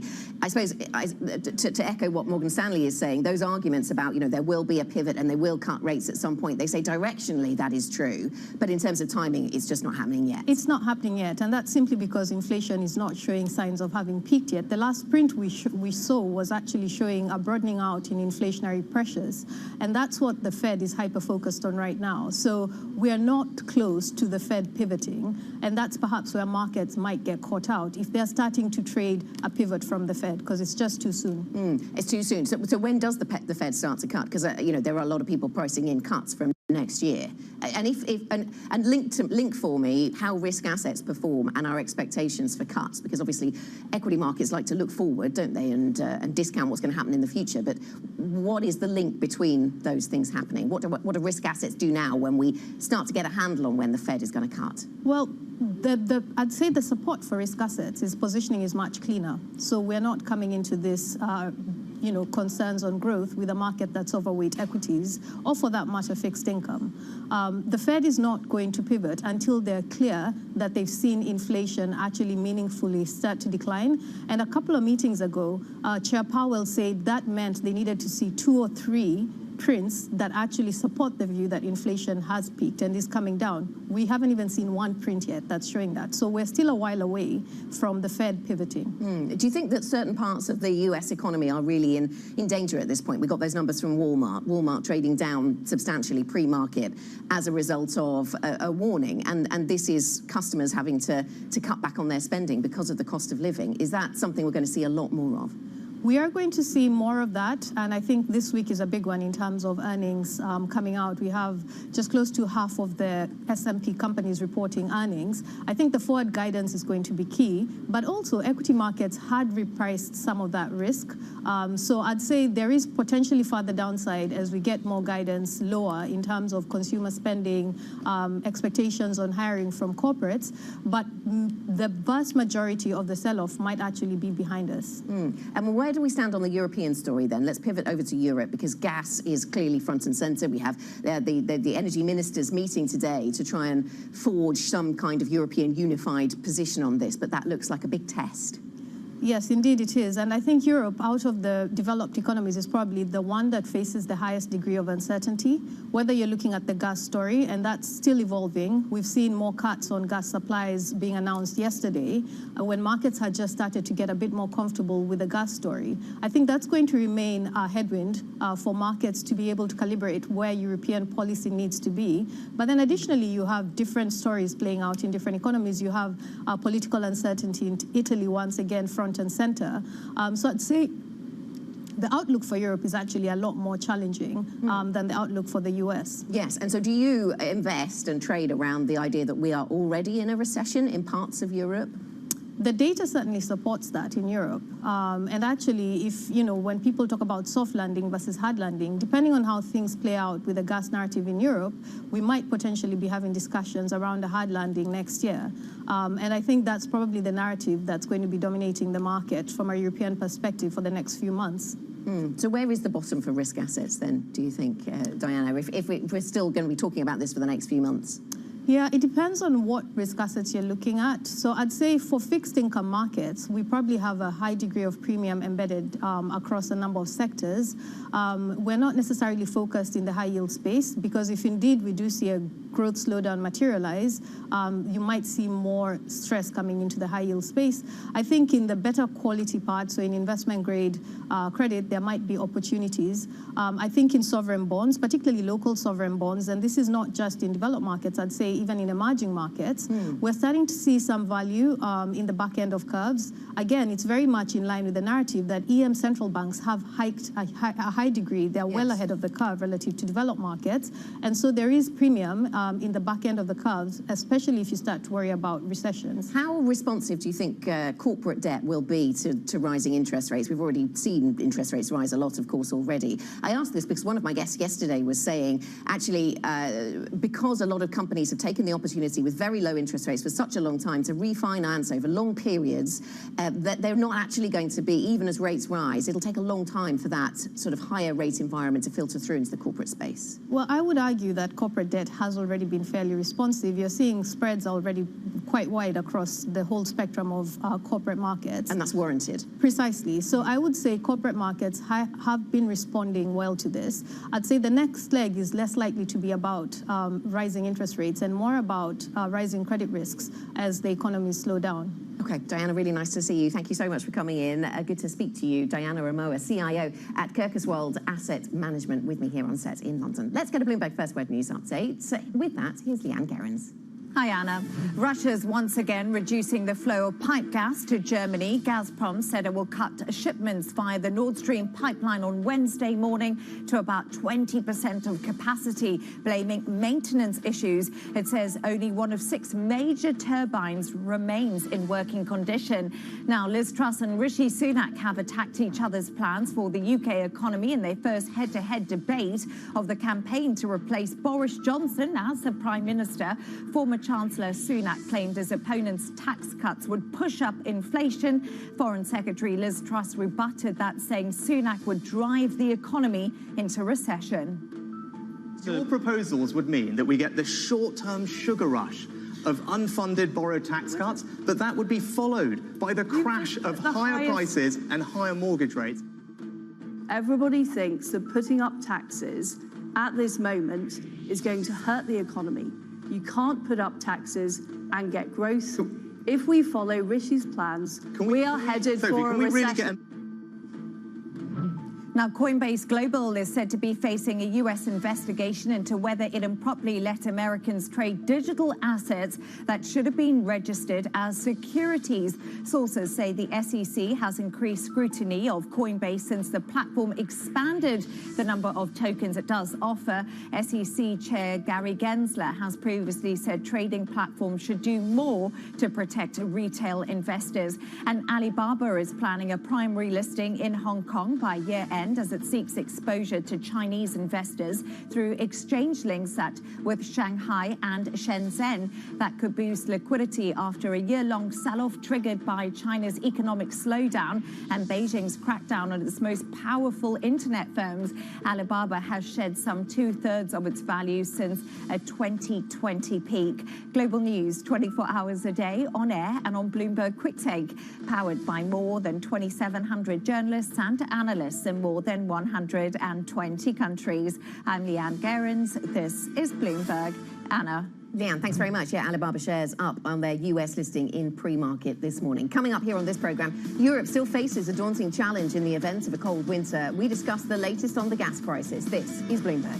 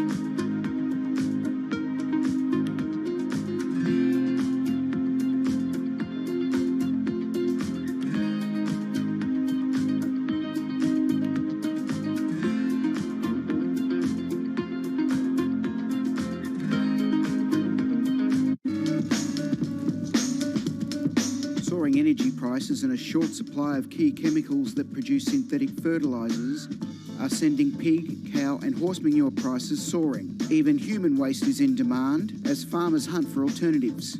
Fertilizer helps increase crop yields.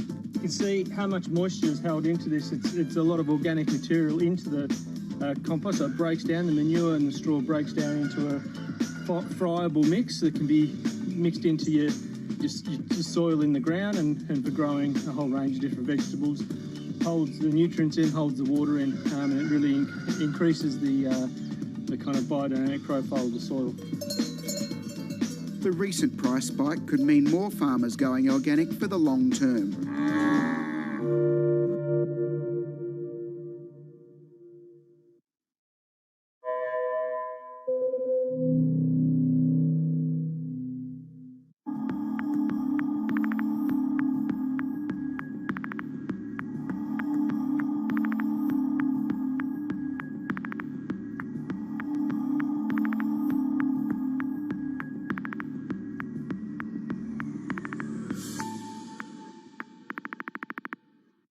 BSO Now is your online home for weekly Boston Symphony Orchestra and Boston Pops performances. See new concerts that go behind the scenes, plus acclaimed archival concerts. Visit bso.org/now, where the music plays on. BSO season sponsor, Bank of America. Ken Griffin is moving both Citadel and Citadel Securities to Miami. The scoop was broken by Bloomberg's Amanda Gordon.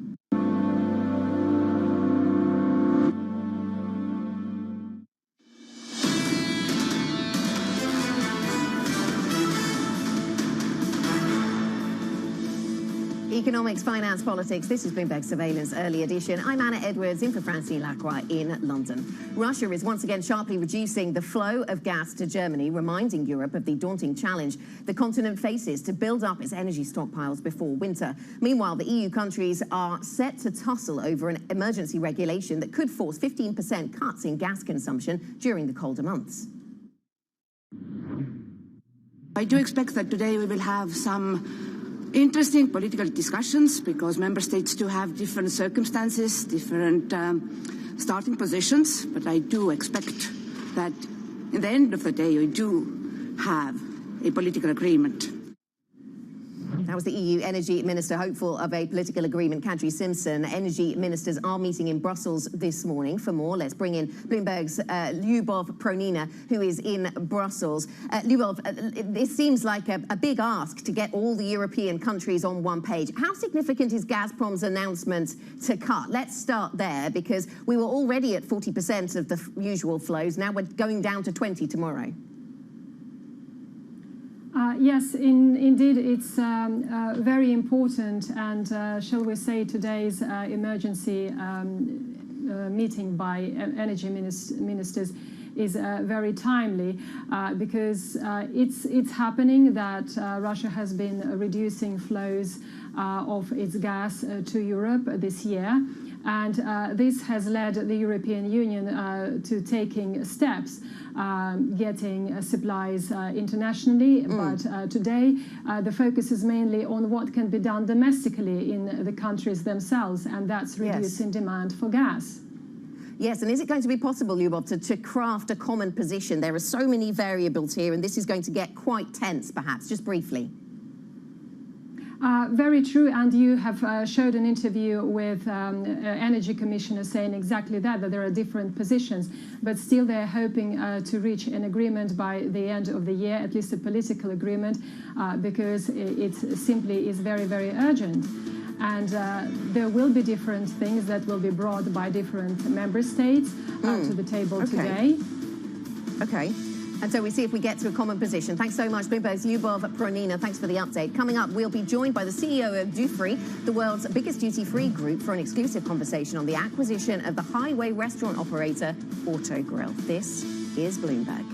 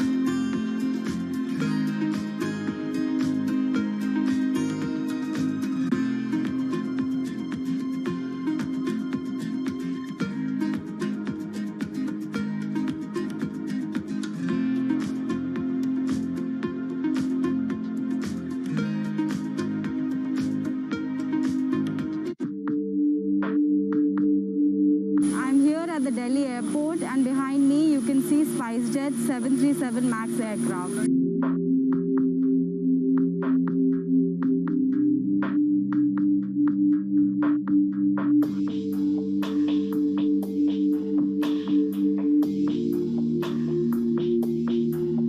SpiceJet Chairman Ajay Singh earlier today said that Boeing is going to compensate SpiceJet in form of cash and aircraft.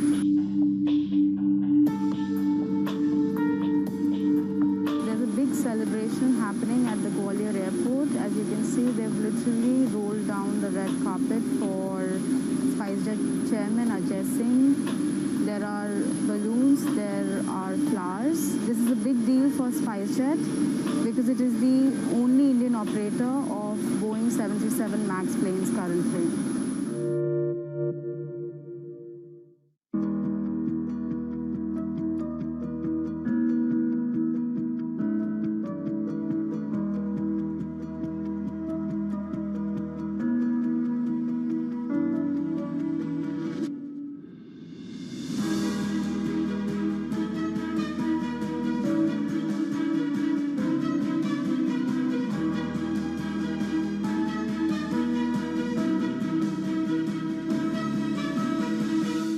Stocked early enough all these precious materials you were just mentioning, and we were on the lucky side that our prognosis was spot on in a way, forecasting what kind of material we would need and what quantity we would need.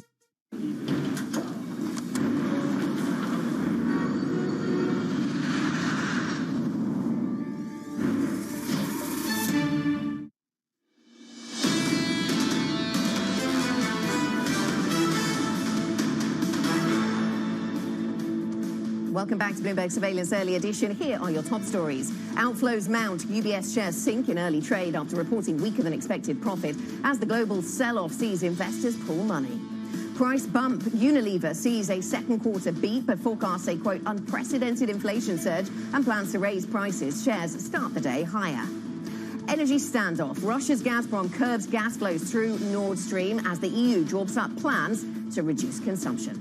Good morning and welcome to Bloomberg Surveillance Early Edition. I'm Anna Edwards, in for Francine Lacroix here in London. Let's get to one big corporate story this morning. The Swiss duty-free shopping group Dufry is set to acquire the Italian highway restaurant operator Autogrill, creating the world's largest travel stores operator. The sale of the billionaire Benetton family's 50.3% stake in Autogrill to Dufry will form a $6 billion player in the travel retail market. The combined group boasts 5,500 outlets at around 1,200 airports and highways. A lot of numbers. Let's talk to the CEO of Dufry right now. That is Xavier Rossignol, who joins us on camera from Madrid. Xavier, thank you so much for joining us for this exclusive conversation. What is the primary aim of the deal around Autogrill? Where do you expect it to bring the biggest benefits?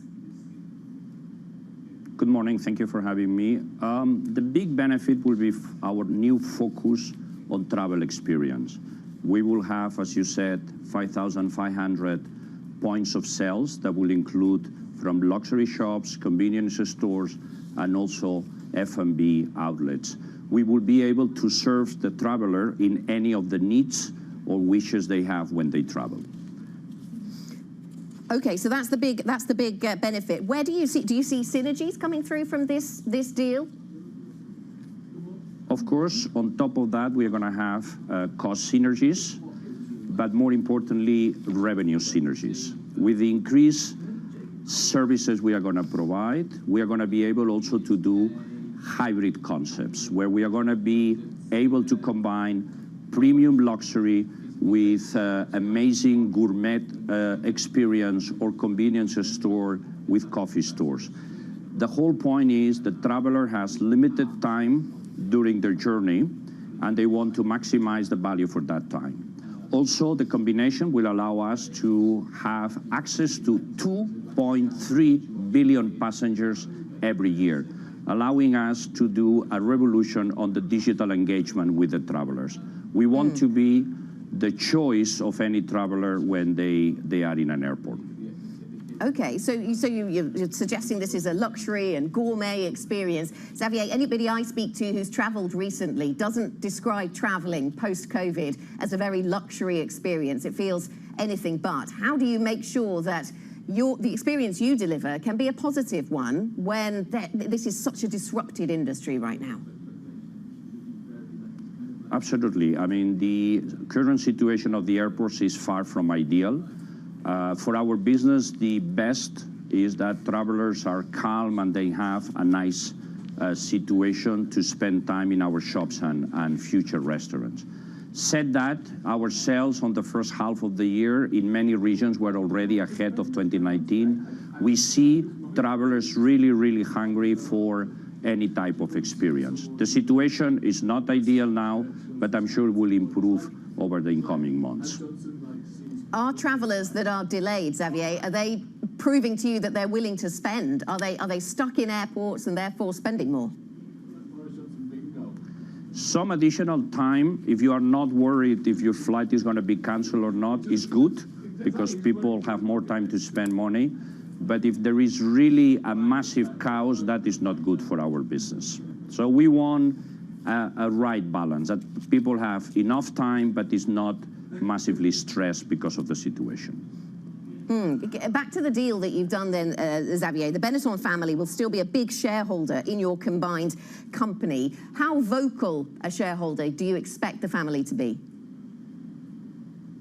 So the Benetton family, through their holding company Edizione, will hold between 20 and 25% of the combined group.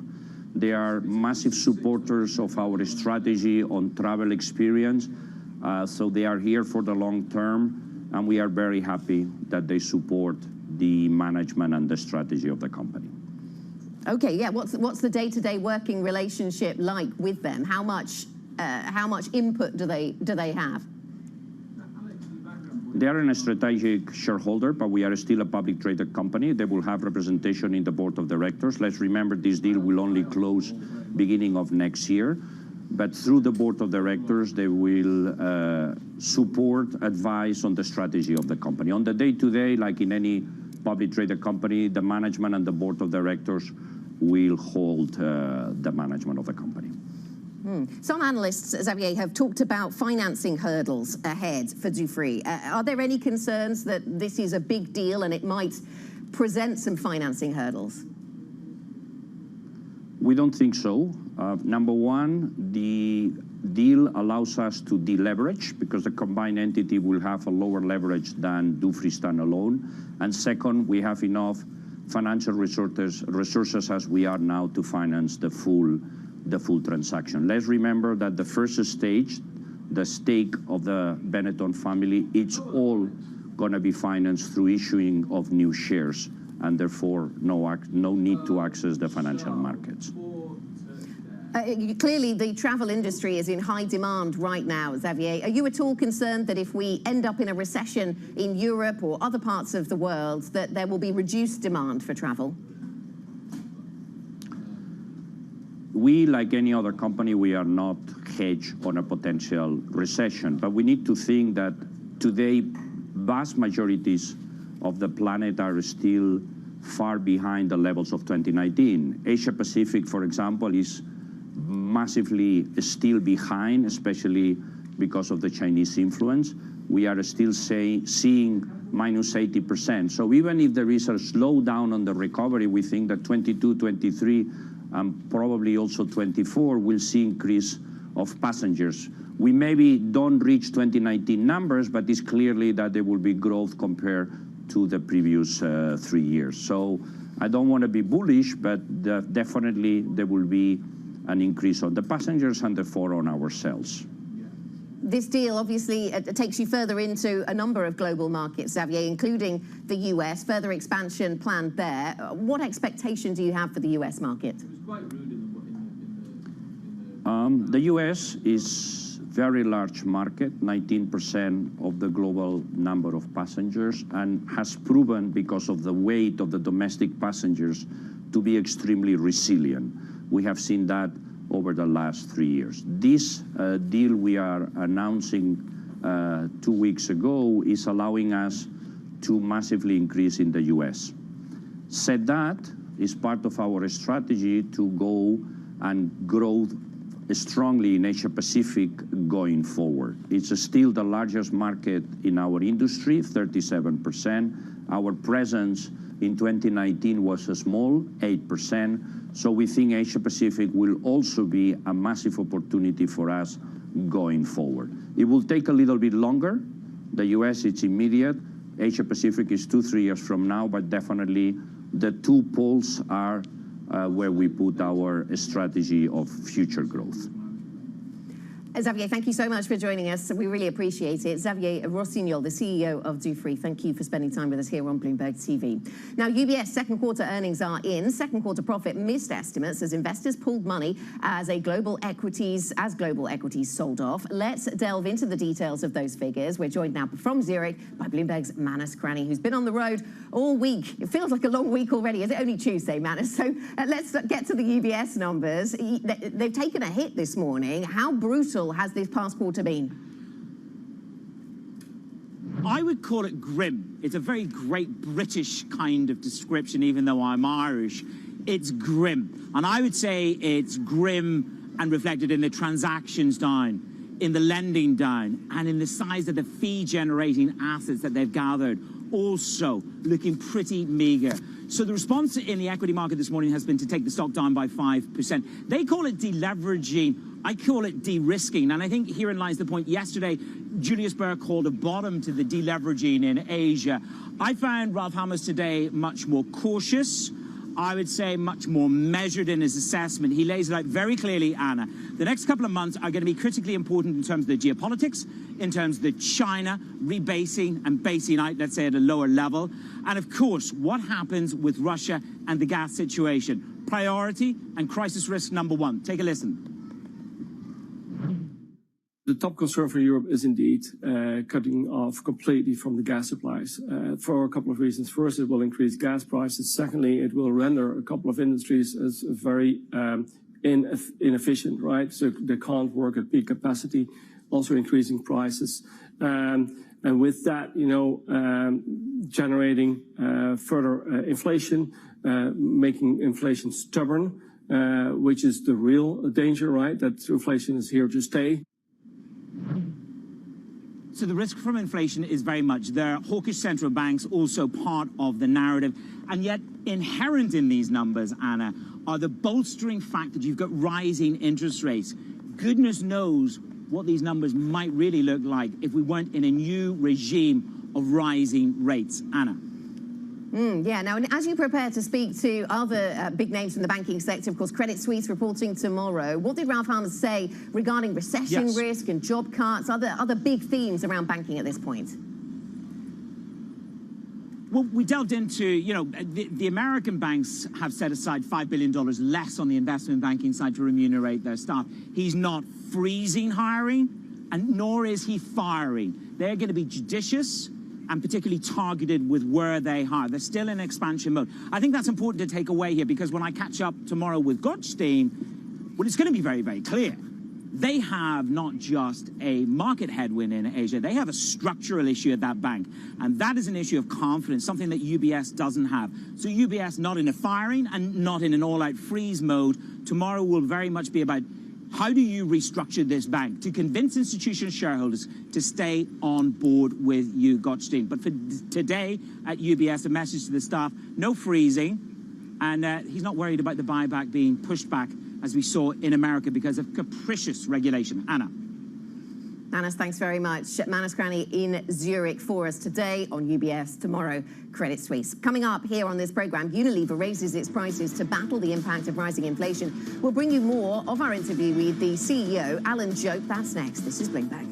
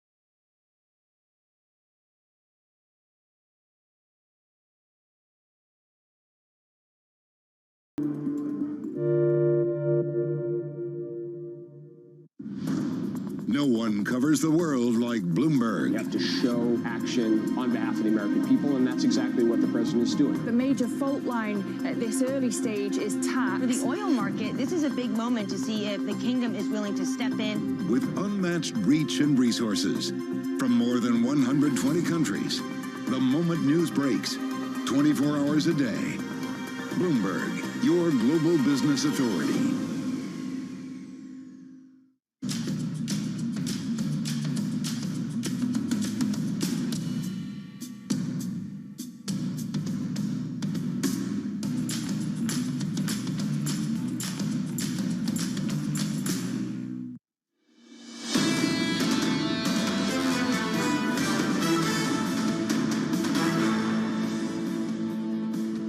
Economics, finance, politics. This is Bloomberg Surveillance Early Edition. I'm Anna Edwards, in for Francine Lacroix in London. Let's get your Bloomberg Business Flash. Leanne Gerrans has a rundown for you. Leanne.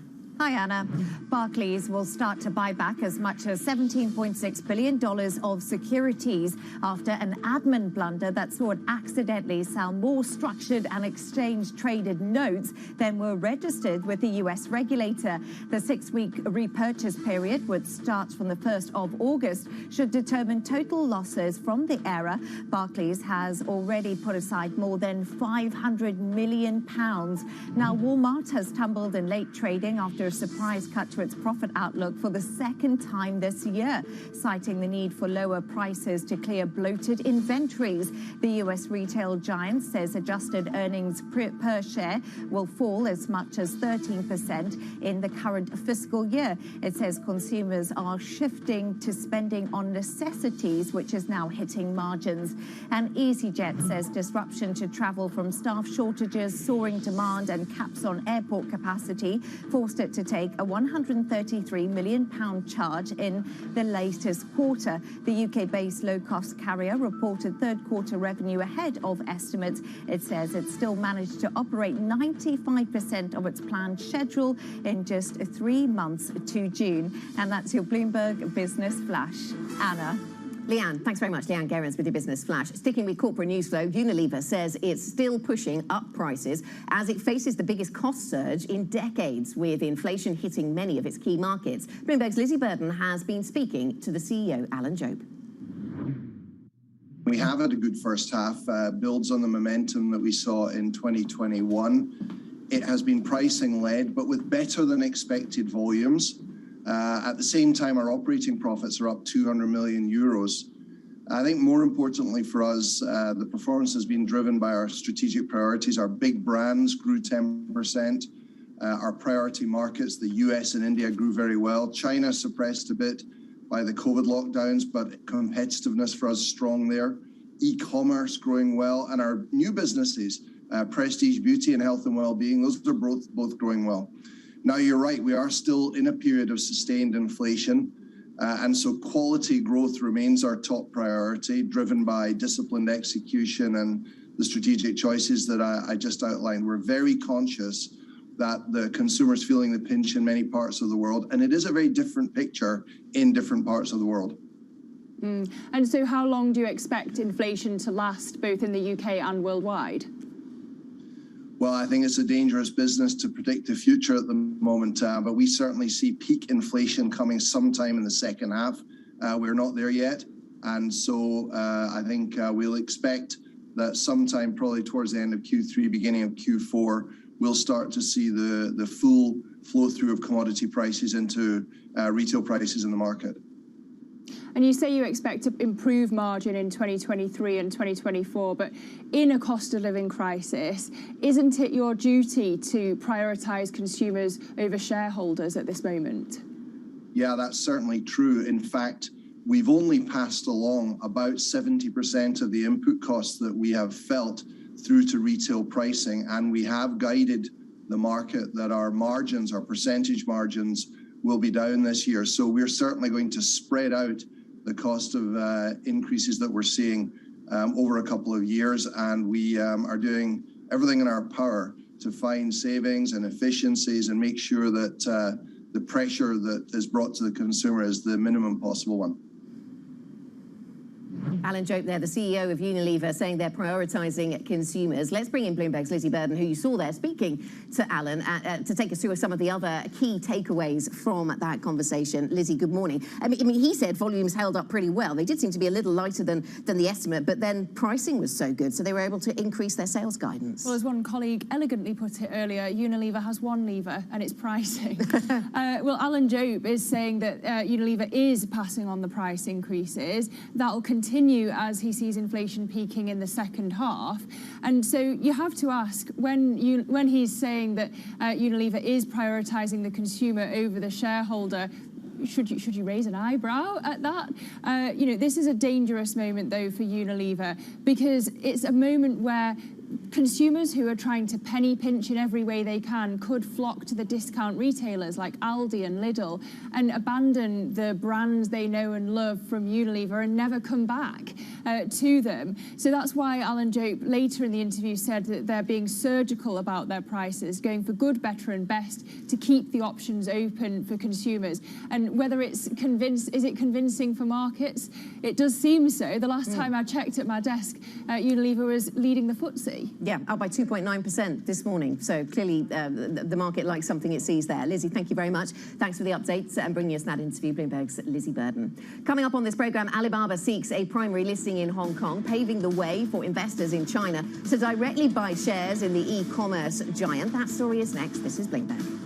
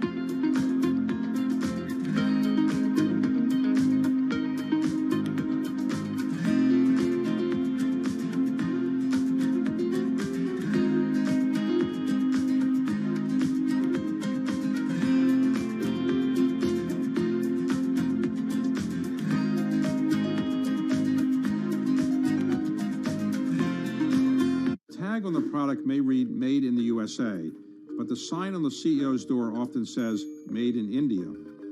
Alphabet's Sundar Pichai, Microsoft's Satya Nadella, IBM's Arvind Krishna, Micron Technology's Sanjay Mehrotra, and that's just the start. Add in the chief executives of Adobe, Deloitte, Gap, VMware, and that doesn't count Indians running companies all over the world. Why have so many Indians risen to the top? Vinod Khosla points to India's incredibly competitive education system. If you can survive the pressure it takes to get into one of the Indian institutes of technology, it gives you confidence to handle American universities and later the business world. Meanwhile, the belief in India's ability to produce so many tech wizards is reinforced every year. Indians make up about 3/4 of the immigrants receiving coveted H-1B visas for the U.S., and it's a safe bet that some of them will eventually find their way to the C-suite. Bloomberg has enhanced search on the terminal to deliver what you need when you need it. Now, you can simply type phrases in everyday English in the command line. Compare financials. Find people. Analyze markets. You can enter phrases or ask questions. What do you want to know today? Ask a question or visit SearchGo to find answers now. I think that it's hard to put your head around any narrative. Let's just be honest. We've had sort of a shift in, are we in some sort of stagflation fears moment? People were talking about that all day yesterday.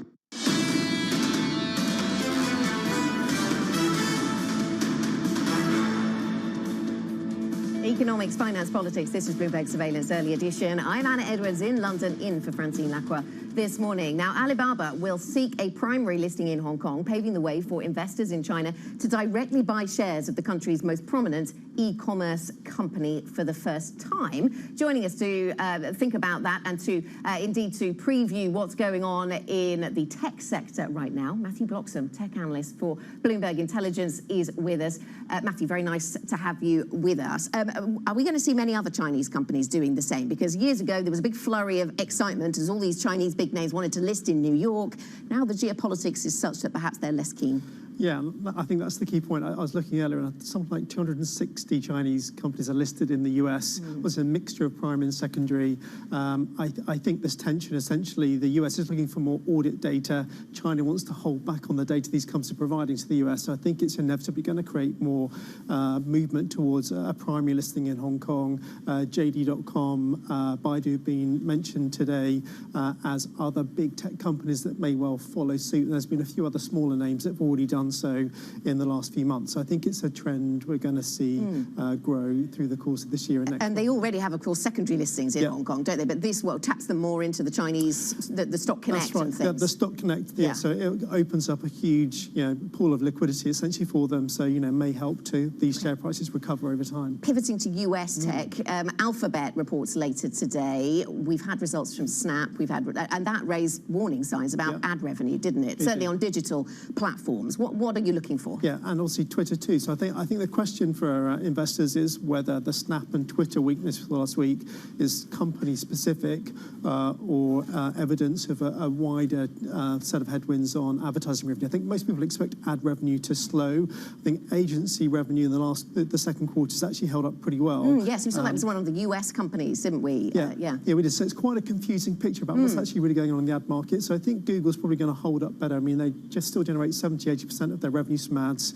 I think there is some sense that some of the changes in privacy with Apple we've seen actually might help them a bit, but investors still expecting growth to slow by about half, so to 11% from 20%. So a big slowdown, but still growing a lot quicker than Snap and Twitter. We're also watching for Google and Microsoft, of course, this week. Thank you very much, Matthew. Thanks for joining us. Matt Bloxham, technology analyst with Bloomberg Intelligence. More from Matt coming up in later programming. Let's just get a few lines on what's going on in the markets right now. We have gas prices on the move higher this morning. So this is the European gas benchmark, up by 6.8%. This does move around a lot, but this is as a result, really, of the news flow we've seen, which told us that the Russians are going to dial back the supply of gas from Russia into Germany down to 20% of normal flows. That's going to happen tomorrow.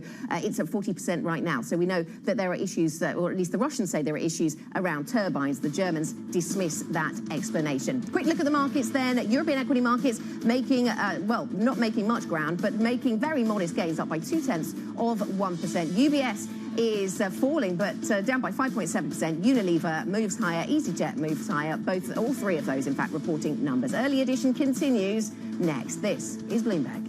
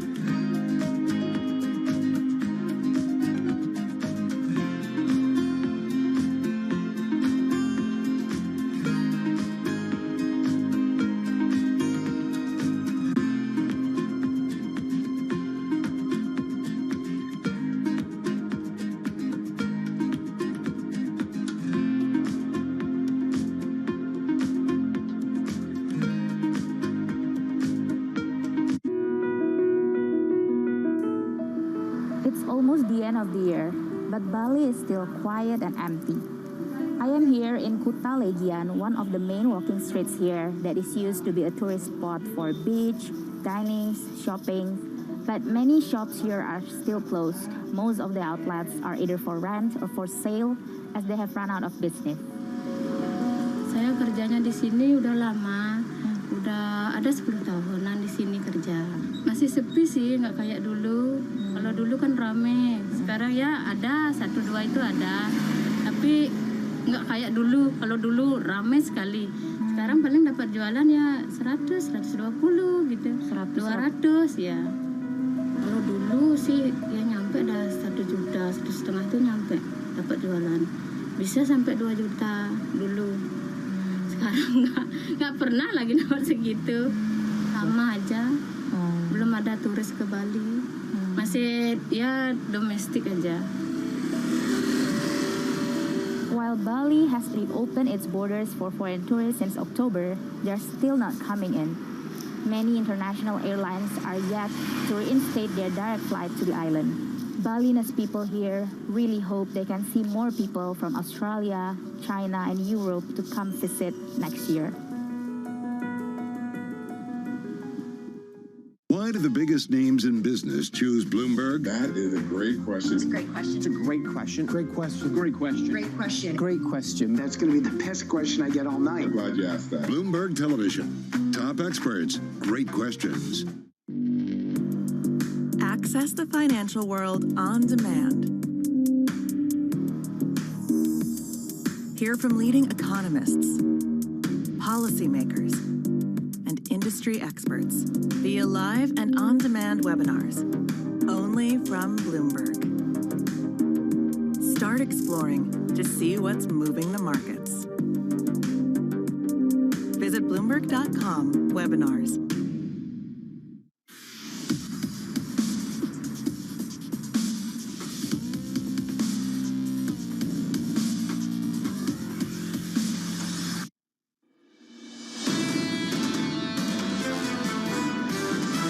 We can argue about whether or not it's a recession technically or whether or not it's a slowdown, but it's definitely a loss of momentum. The market is waiting to see clear signs of a recession. I mean, the signs are powerful, but not definitive yet. I think it's a mild recession at best. I think it's a mid-cycle slowdown. The trigger for the financial distress is going to be a recession, and recession is not mild, shallow, but it's going to be severe and protracted. The consumer is at a very good starting point to weather whatever this economic storm ends up being called. This is Bloomberg Surveillance, Early Edition, with Anna Edwards, Matt Miller, and Kaylee Lines.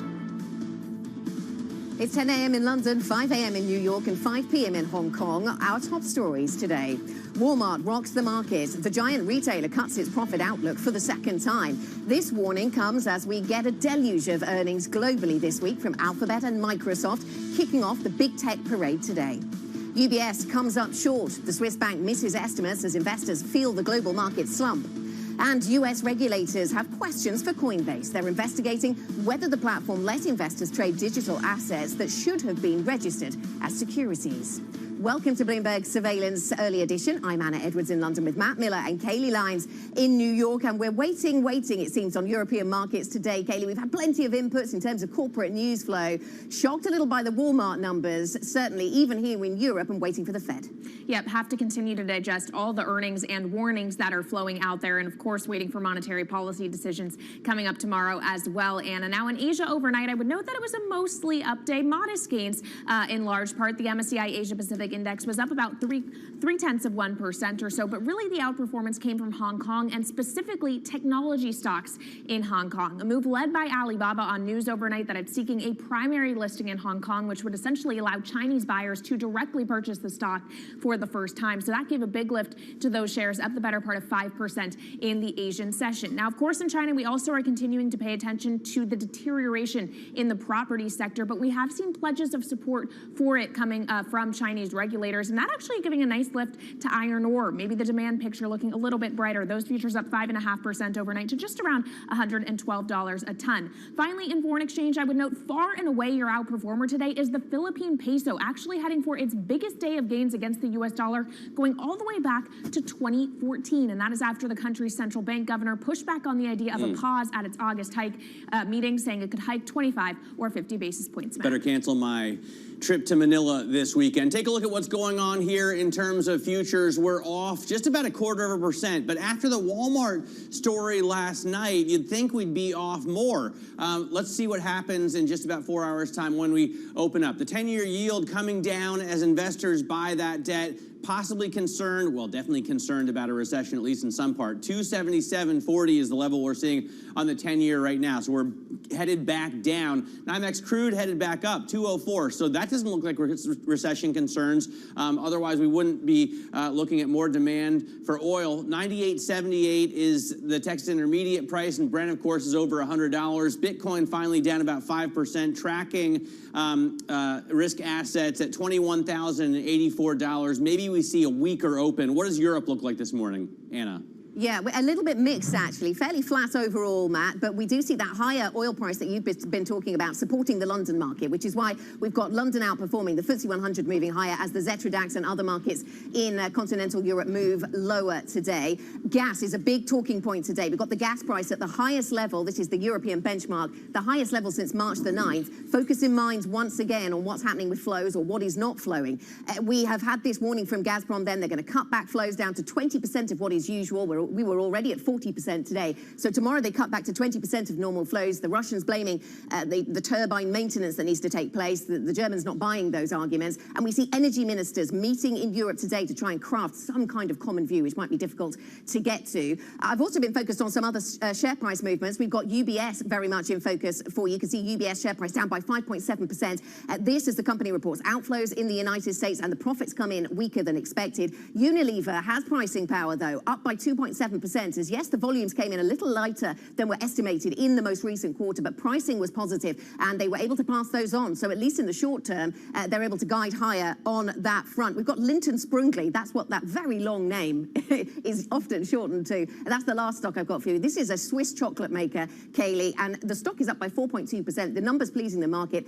Thriving on inflation was one of the lines used by one analyst to describe how chocolate companies are dealing with price pressures right now. Yeah, I guess everybody's always willing to pay up for their chocolate, Anna. So definitely a lot of company stories to keep track of today, and we'll have more on a bunch of them in just a moment. But first, let's get a look at what is ahead today. Former U.S. President Donald Trump will be speaking at the America First Policy Institute Summit in Washington, D.C.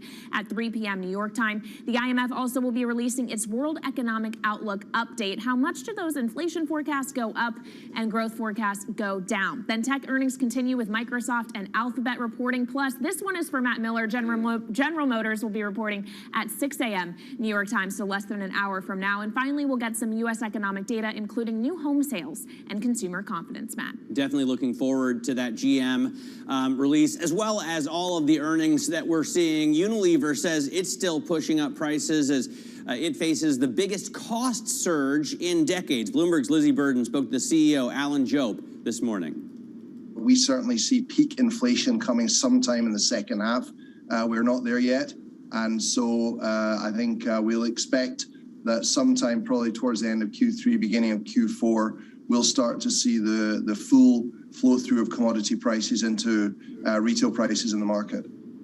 Meanwhile, Walmart showed how inflation is hurting demand by cutting its profit outlook again in a surprise warning weeks ahead of its earnings report. Really the shock of yesterday. Let's get more with Kriti Gupta, Bloomberg Markets correspondent. So big deal. Again, Walmart disappointing. It's a massive deal. I mean, think about their slogan here. It's their everyday low prices, their price match guarantee. In times of recession, you basically cut back on kind of the money you spend and you go to Walmart, you buy the generic goods.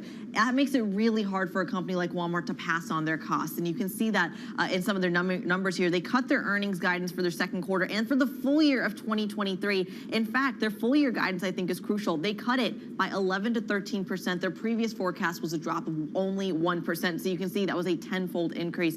Huge when it comes to that. They also talked about that FX headwind, the strong dollar, hurting them to the tune of about $1.8 billion. And they are going to report those full second quarter results on August 16th, but we're going to keep an eye on that. But at the end of the day, it's the question of this is the lowest income bracket. They're dealing with inflation the worst, and they just can't handle those higher costs. So therefore, they're going to cut back on their spending, and that's going to hit Walmart's bottom line. Well, especially on bigger ticket items like electronics. So now Walmart's going to have an inventory issues on their hands. Same warning we've gotten from Target. You mentioned those FX headwinds, though, Kriti, and especially for these big multinational companies that are operating in places like Europe. You have the growth slowdown on the one hand, then the foreign exchange headwind coming back the other way. That's not going to be good for the likes of McDonald's or Coca-Cola. Yeah, you know, it's funny that you mentioned McDonald's because The Economist is just relaunching their Big Mac in index, I think, like in the last couple of days. So it's huge. It's very timely because you do have McDonald's earnings coming this morning. 66% of their revenue comes from abroad. Same story with Coca-Cola. And this is going to be huge when we talk about bringing those profits back to the United States, and also just how much the consumer is willing to pay around. Remember, once again, these are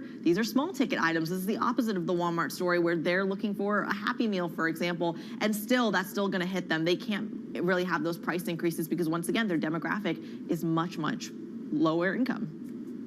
Okay, Chrissy, thanks very much. Bloomberg's Chrissy Gupta with an update on some companies that have given us their numbers or their guidance, and some that are still to come. Now, in tech news, Alibaba will seek a primary listing in Hong Kong. This paves the way for investors in China to directly buy shares of the country's most prominent e-commerce company for the first time. Meanwhile, tech earnings get underway with Alphabet and Microsoft reporting later today. Joining us now on what to expect is Matthew Bloxham, tech analyst with Bloomberg Intelligence. Matthew, what are you looking ahead to then today when it comes to that big tech picture?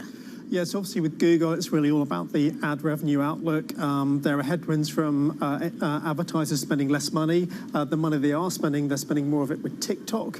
So there are pressures there. To some degree, Google might get some tailwind from the ad tracking shift with Apple that might take some more of that spend towards them.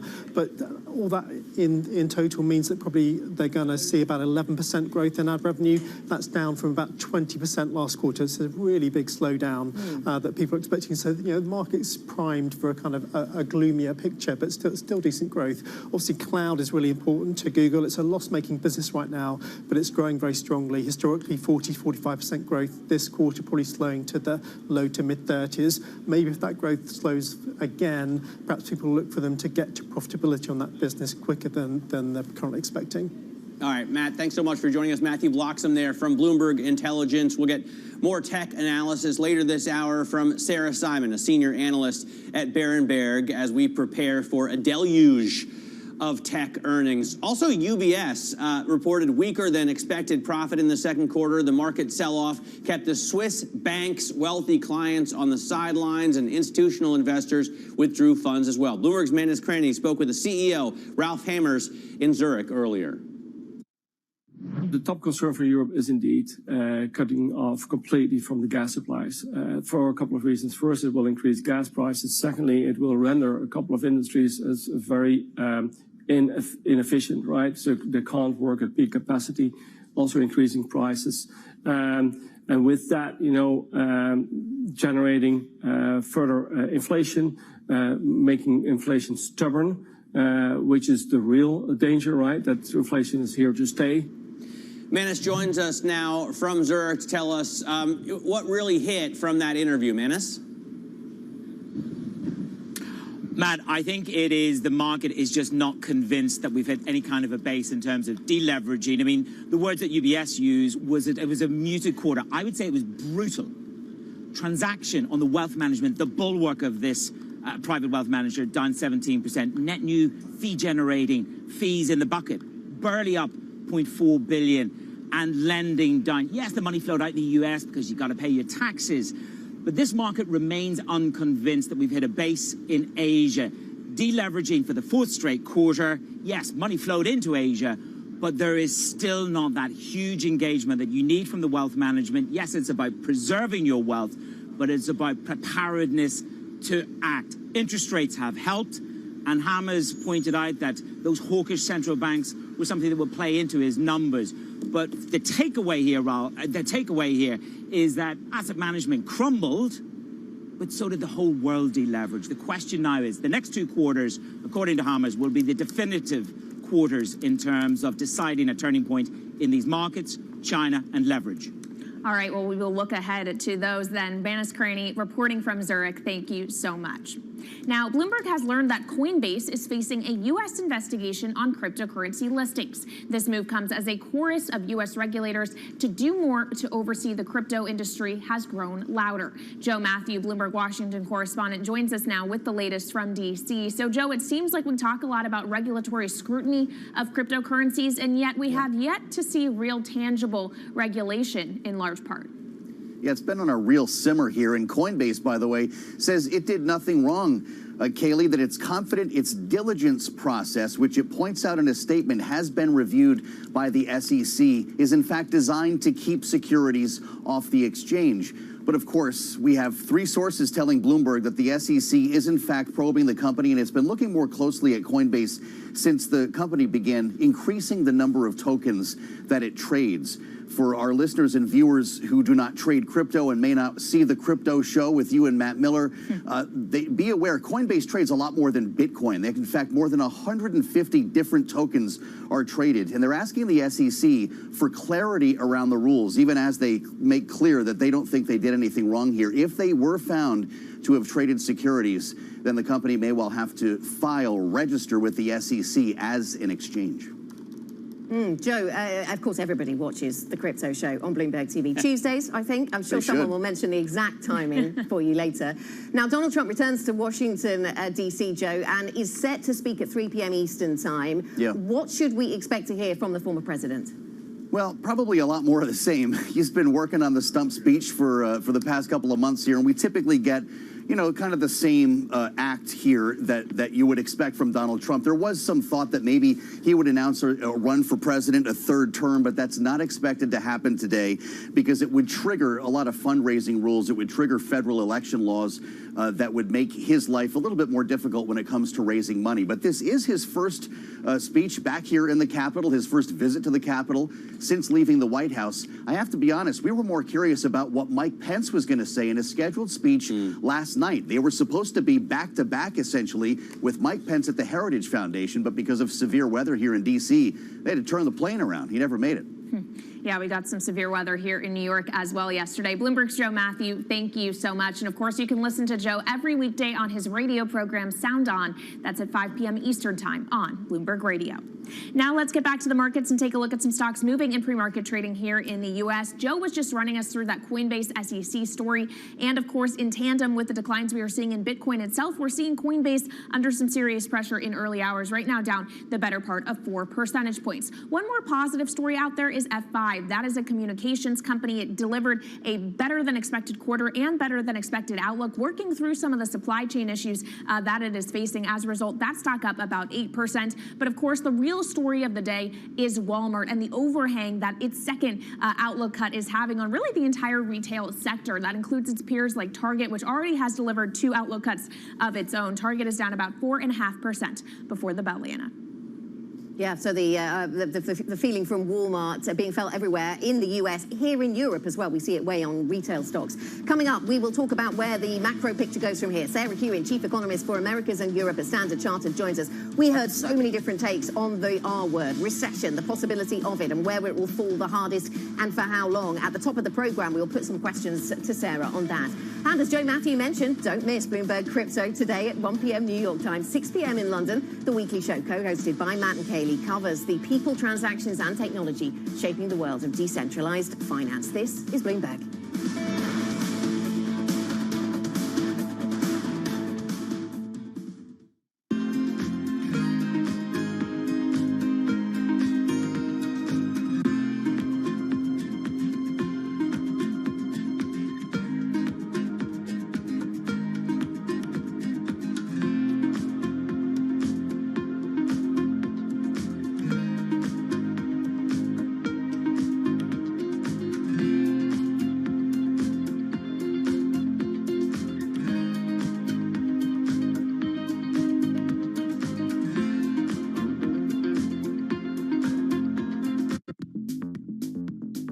When you think of cutting-edge technology at sea, you might be thinking of stuff like this. But there's an incoming revolution on the high seas that isn't quite as sexy, but could be significantly more impactful. Container shipping is the key component of global trade. About 80 or 90% of all the world's goods are transported at sea at some point. But there's a significant unseen cost to the modern era of global commerce. About 3% of all the world's CO2 emissions come from shipping. 3% may not sound like a lot, but that's roughly comparable to the entire CO2 output of Germany.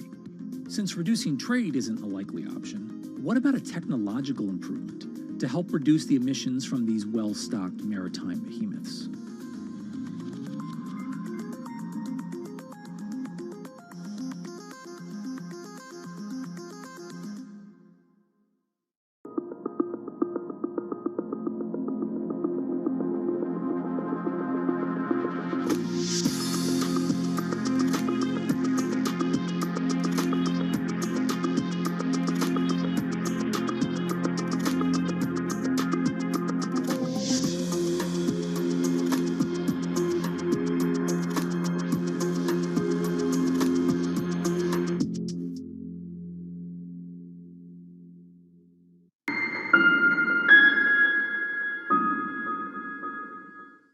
Everyone's looking for another rate hike this Wednesday. Central banker is basically going to take a sledgehammer to inflation. But will the Fed be able to steer clear of a recession? We've got inflation, we've got a bit of a weakening labor market, and we have concerns about recession. Trust Bloomberg for the fastest coverage and exclusive analysis. This year's people that are calling for inflation peaked are last year's people that called inflation transitory. Bloomberg Surveillance. The Fed decides. Wednesday on Bloomberg, your global business authority.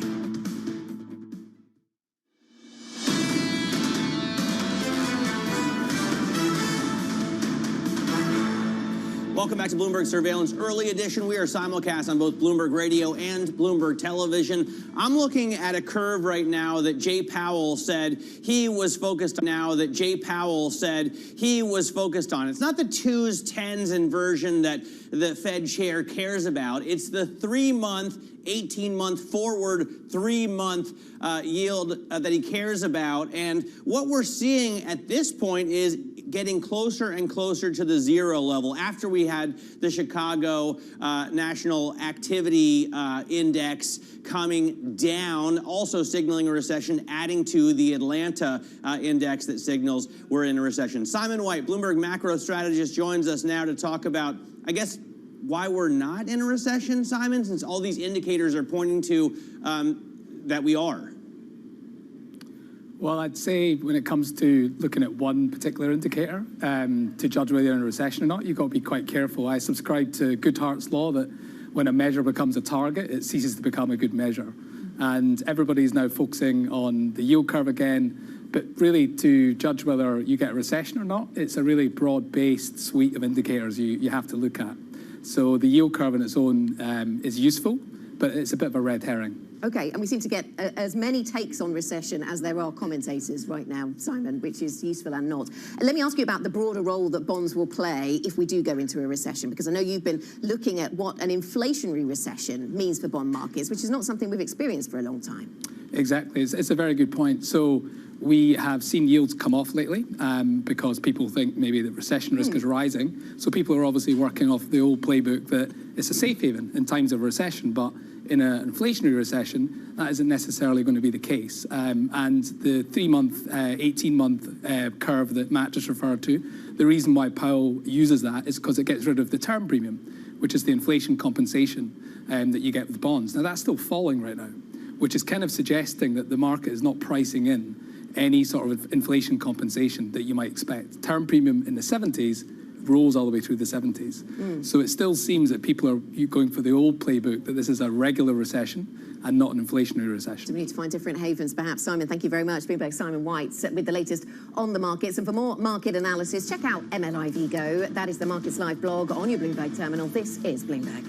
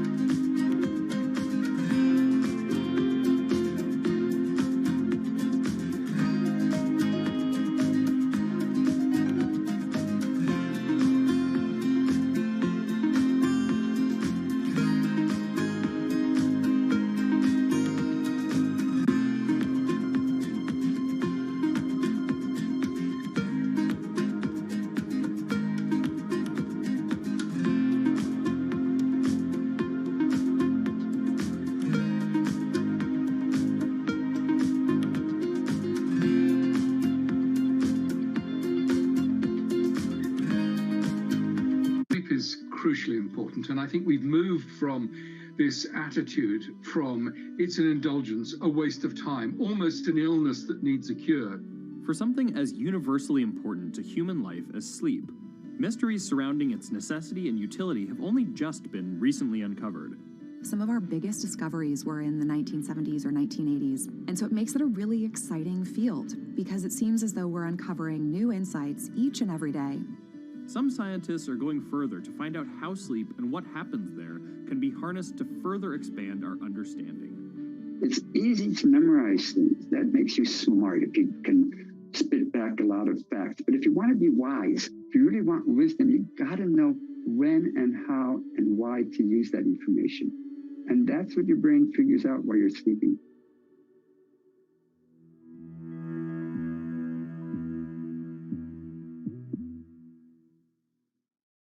Lots happening on Wall Street. It's the basic law of economics. It validated what the market was already pricing. Need to catch up? This is Bloomberg Wall Street Week. I'm David Weston. We've got the information and insights. David, you just hit the nail right on the head. From businesses most influential and instrumental. And that's the way you run good risk management. It's a challenging dynamic. We could continue to see that kind of strength. Bloomberg Wall Street Week premieres Friday with replays all weekend on Bloomberg Television and Radio.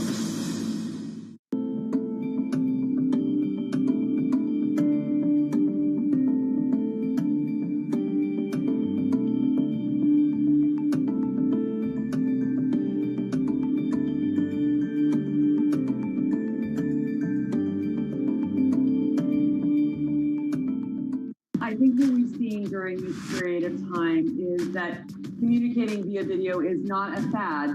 We are using it in all aspects of our lives, for work, for learning, for communicating, for staying in touch.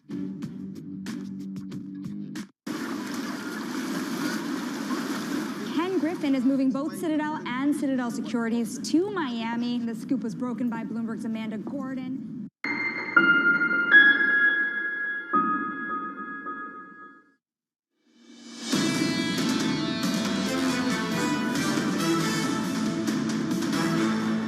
This is Bloomberg Surveillance Early Edition. I'm Kaylee Lyons with Matt Miller in New York and Anna Edwards in London. Now keeping you up to date with news from around the world, here's the first word. The British economy was the focus in the first head-to-head debate between Liz Truss and Rishi Sunak. The two are battling to replace Boris Johnson as Prime Minister.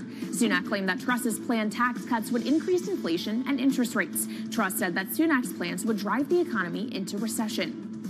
Russia is reminding Europe of the challenge it faces to build up energy stockpiles before winter. Gazprom is again sharply reducing the flow of natural gas to Germany. Shipments of the Nord Stream pipeline will be reduced to about 20% of capacity. The company blames maintenance issues. No word on how long the cut will remain in place. In China, the economic recovery gained momentum this month. Business activities resumed and confidence improved despite disruptions from COVID outbreaks across the country. That's the outlook based on Bloomberg's aggregate index of 8 early indicators for this month.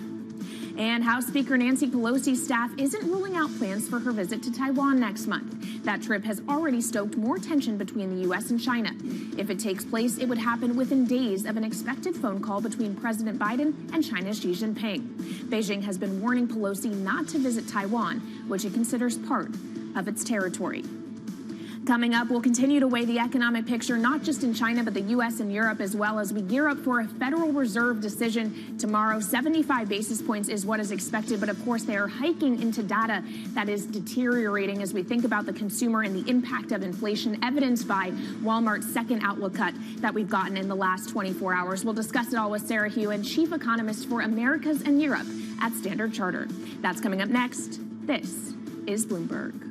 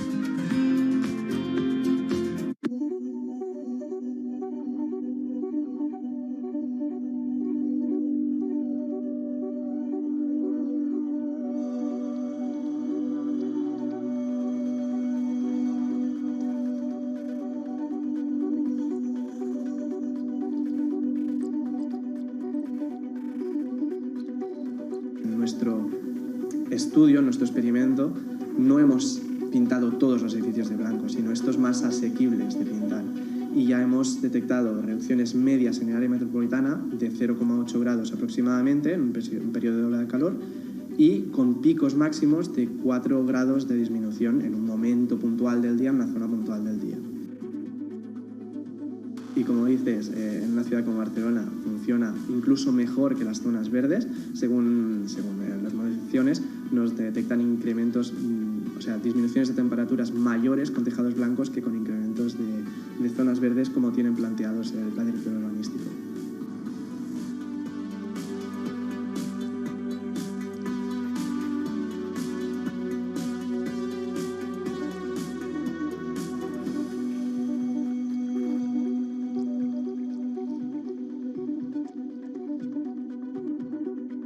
Connection lost.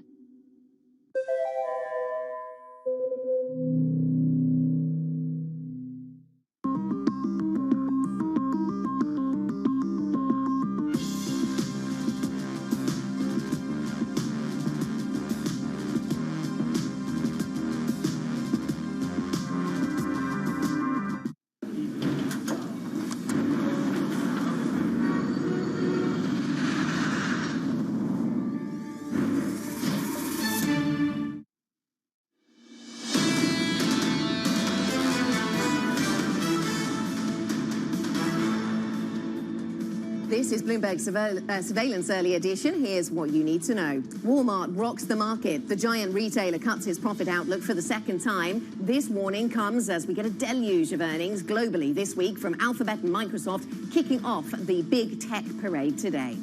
UBS comes up short. The Swiss bank misses estimates as investors feel the global market slump. And US regulators have questions for Coinbase. They're investigating whether the platform lets investors trade digital assets that should have been registered as securities. I'm Anna Edwards in London with Matt Miller and Kaylee Lyons in New York. Matt, European equity markets finding it kind of heavy going, I suppose, in the run-up to the Fed. We've had a whole lot of earnings numbers to digest here in Europe. How do US futures look? Yeah, well, we're down, but only about 0.3%, which is interesting considering we got Walmart cutting its outlook again last night in a bit of a shock to the market. Maybe this bad news can turn out to be good news for Mr. Market if the Fed doesn't hit a super high terminal rate or turns around and starts cutting sooner than later. In any case, it's interesting to see that futures aren't down more. Of course, we still have a solid 4 hours to go until the market opens. Investors are buying 10-year debt. That pushes the yield down to 277.22 right now. Maybe that's recession concerns. But on the other hand, NYMEX crude is up 160 a barrel to 98.31. So it looks like there's still an outlook for gasoline demand. Bitcoin is down almost 5% right now at 21,122, and that is a highly correlated asset to risk assets. So maybe we are going to see a bigger drop this morning. Kaylee, what do you see in terms of pre-market movers? Well, really, it's all about Walmart this morning, Matt. You alluded to it, the second guidance cut we have gotten from this company. They say profit could be down as much as 13% for the full year. And of course, the problem is Walmart caters to a lower-end consumer. And when that lower-end consumer is forced to pay more for groceries and for gas, those discretionary general merchandise items aren't getting as much attention. Of course, that's the inventory Walmart had really built up over the course of the pandemic, trying to meet demand. Now that demand is going away and they have a lot of inventories that they have to work through, which means markdowns that weighs on profit. And that is all weighing on the stock this morning. Walmart down about 9% before the bell. And of course, that's weighing really on retail stocks across the board. If you look at the big underperformers in early hours, almost all of them are retail names of different types. Target is down almost 5%. TJX, which of course is a more discount retailer, down about 3.7%. And even Amazon down about 3.25% before the bell. So there's going to be a lot of pain in the retail sector today, Anna. Kaylee, European equity markets pretty flat this morning, torn in two directions really by divergent earnings pictures. We'll get some of these earnings names for you in just a moment. Some of the stocks on the move, the likes of UBS, the likes of Unilever. Here we go. This is No, not quite. Anyway, we've got some of the names in there that we should have. We've got the Stocks Europe 600 then fairly flat this morning. The natural gas price moving higher here in Europe, up to levels we haven't seen since March the 9th. If we had UBS in there, you'd see that share price really moving lower on the back of their earnings report. That was something that disappointed the markets, talking about outflows in the United States. We've also had numbers out from Unilever, where we did see more positive response. So Unilever moved a little bit higher on the back of their ability to pass price increases on to consumers, and that has that stock, there you go, up by 2.2%. We got there in the end, Matt. Got there in the end. All right, that's what matters. Speaking of getting there at the end, it looks like the Chicago National Activity Index is pointing to a recession, the latest leading indicator to give us bad news. Sarah Hewen, chief economist for the Americas and Europe at Standard Chartered, joins us now to talk about this. Sarah, we saw already the Atlanta Now GDP tracker showing 2 consecutive quarters of contraction. Do you think we're in a recession right now? It's possible that we're in a technical recession. Our own view is that we'll see GDP positive for second quarter, but clearly you could have a big gyration in inventories, which takes the reading negative. It seems as if a number of factors are still likely to be mild positives, and that's why we think that we'll avoid this technical recession. The question, though, is what's happening to unemployment? So we had the second quarter, ongoing jobs creation, the unemployment rate staying at a very low level. I think in real terms, that doesn't count as a recession. And the more pertinent point is, are all these current indicators suggesting that we are sliding into a much steeper and potentially more prolonged downturn, either in the current quarter or in Q4, which is what we're expecting? Sarah, these days, all we ever talk about is real GDP. But if you look at nominal GDP, it's being brought up more often to counter the recession narrative. We're still looking at maybe double-digit growth. Does that matter?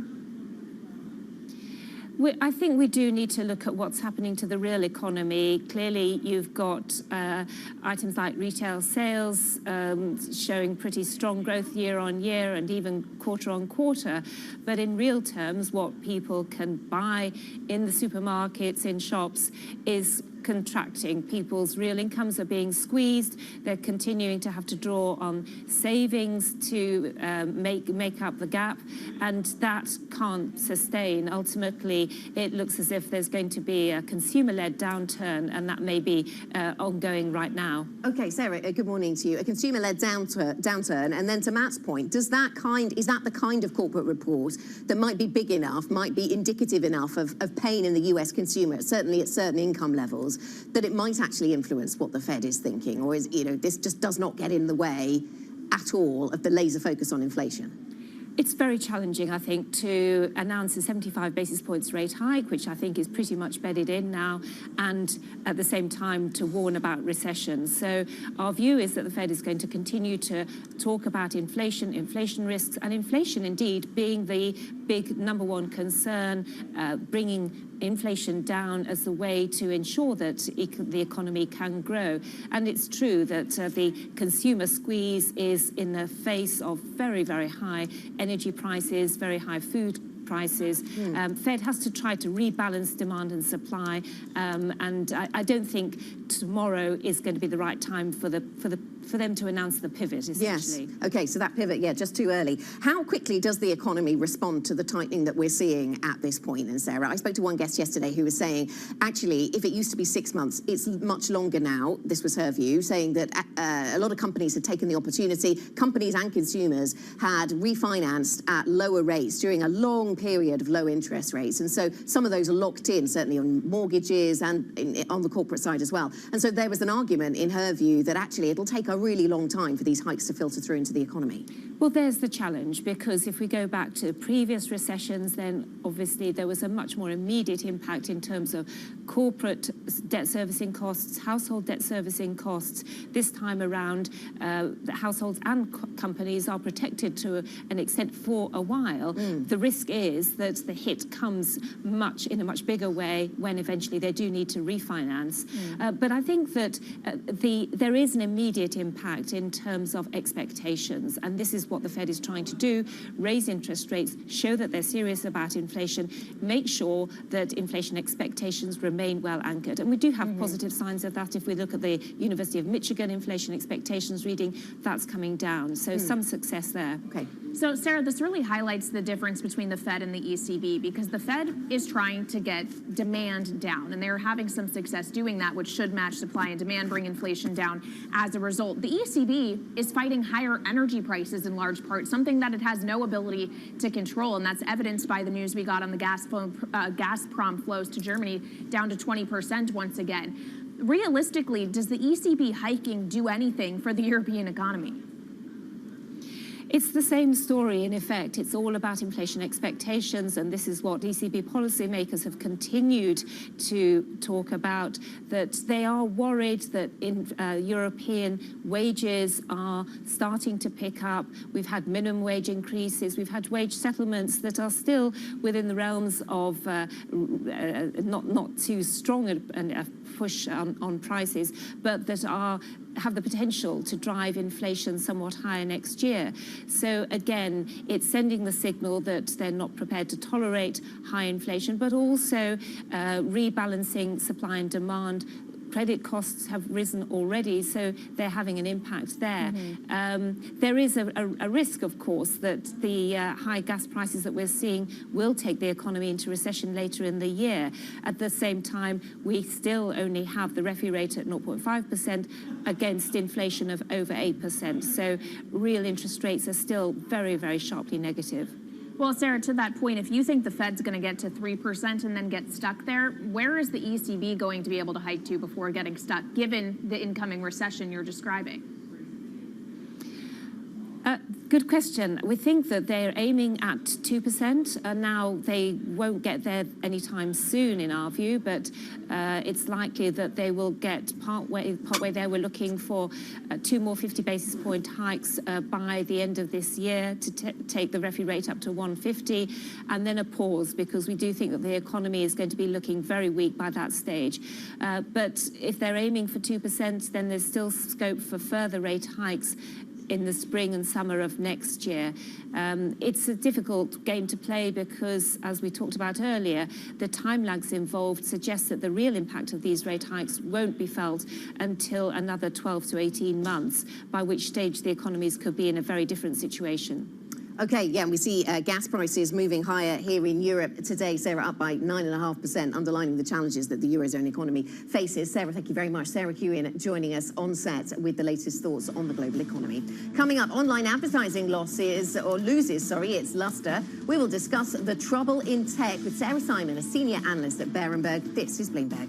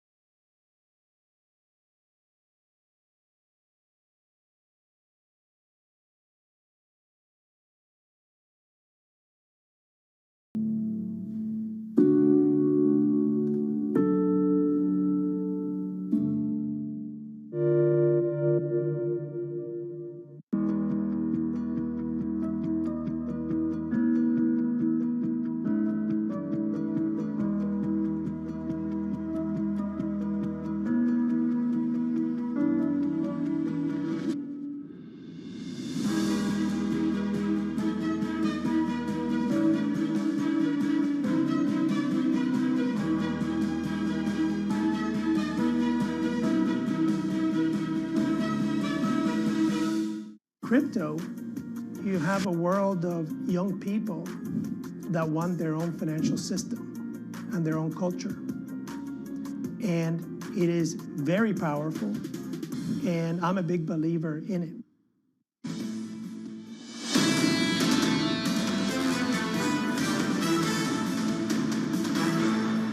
This is Bloomberg Surveillance Early Edition. I'm Kaylee Lines with Matt Miller in New York and Anna Edwards in London. While Microsoft and Alphabet lead the tech earnings parade today after the bell, growth is sputtering across the sector with the pullback in online advertising grabbing investor attention. Research firm Magna estimates that the U.S. digital ad market increased just 11% in the second quarter. That's a steep deceleration from 58% growth in the same period a year ago. Joining us now to discuss is Sarah Simon, senior media analyst at Berenberg. So, Sarah, of course, we already heard from Snap last week warning of the slowdown in digital advertising spending. To what extent are Alphabet and Meta going to fall victim to those same headwinds, or is that mostly a Snap issue? I think it's kind of complicated, right? So we know, obviously, that the economy is slowing. If you look at the data for June, you can see that even total advertising actually declined. But there are some company-specific things going on with Snap and obviously with Twitter as well. With Google, we think the search functionality is right on the button in terms of the kind of advertising that people want now. So as the economy slows, we think the more vulnerable kinds of advertising will be brand advertising. It's harder to measure. Obviously, there's the whole question of Apple and the privacy headwinds there. The kind of advertising that you can measure with a direct response, like Google search, ought to be more defensive than traditional brand advertising. And that applies digitally and in the broader advertising market. So, Sarah, obviously there's kind of two prongs to this issue. On the one hand, there's fewer advertising dollars maybe being spent, but there's also more places to spend them. How much of this is just competition effects and TikTok? There's definitely competition effects, and TikTok is one of them, particularly in the context of Snap. But don't forget that there's other places for advertising dollars. The obvious one here is Amazon, which has built a huge advertising business online with its retail media proposition. And that's an area across the internet where we see a lot of dollars going as advertisers look for places to put money which aren't dependent on third-party identifiers like cookies, but also get closer to the consumer in terms of wanting to advertise actually where they're shopping. So there's market share shifts going on between companies, but also between types of digital media advertising. Yeah, I wonder which is more important. I mean, if you're a company that only has so much budget, do you go with Google before you go with Facebook? Is Amazon, as you suggest, increasingly become a contender? Is there one overarching ruler of this online or social advertising dollar? I don't think there's a one size fits all. It depends on the strategy for the specific marketer. But as I say, we do think that brand advertising is going to be more vulnerable than performance-based advertising. That probably favors Google over Facebook. But then you've got the privacy points as well. Again, Facebook's highlighted a pretty significant headwind there from privacy to the tune of about $10 billion impact on sales this year. Okay, so we've got all kinds of things playing in here. There are the different parts of the digital advertising space, Sarah, as you've nicely laid out. There's the competitive movement around TikTok and other newer players and Amazon and the like. There's the Apple story. So have we started to see the macro headwinds weighing on advertising yet, or is that still all to come? We're definitely seeing signs of it. We're seeing it particularly in media where there is more structural pressure. So we've seen a big decline in linear TV ad dollars in June. In the US, we're seeing signs of softness in Europe. The agencies say they're not really seeing anything yet. They've all, or three of the big four US European players have actually raised guidance in the last couple of weeks. But we definitely think there is more to come in terms of the downgrades. Obviously, there's a bit of, there are multiple moving parts here because you've got things like travel advertising recovering really, really strongly. And that's offsetting some of the underlying weakness in other sectors. and a bit of a battle between physical retail and online retail. So there's a lot of moving parts here, but we expect the advertising environment to worsen as we get through the year. Okay, but that's interesting. So I was going to say, so how is it possible that we're seeing, the online, the digital stuff being so hit, and yet the big media houses that have reported, as you say, have painted quite a resilient picture? Are they just exposed to different parts of this? And for example, if you sell a lot of travel advertising, you're going to be doing okay still? I mean, yes, if you were specifically travel oriented, you would clearly be having a very good year. But no, I think it's partly a reflection of the fact that the agencies have diversified away from pure advertising. So they look different to what they did in the last downturn and the one before. So they're less directly skewed into it. They're also based, their remuneration is based on fees rather than a share of spending. So there's, we think, a lag effect. We think they'll be later cycle than the media owners. So there's a couple of reasons why they wouldn't be moving exactly in line with the actual media owners, like the TV companies, the publishers, the digital players. Okay, that's really interesting, Sarah. Thank you so much. Good to get your perspective. Sarah Simon, Senior Media Analyst at Berenberg. Talking of travel, let me get to some breaking news flow surrounding Lufthansa. And we bring you this because it's sort of indicative, perhaps, of a broader trend. Lufthansa to cancel most flights in Frankfurt and in Munich on Wednesday. So if you have travel plans that take in Germany, bear that in mind. This is because of strike activity. The strikes will lead to calling off flights to Frankfurt and to Munich. They say some disruptions may linger into the weekend. We'll continue to monitor. This is Bloomberg.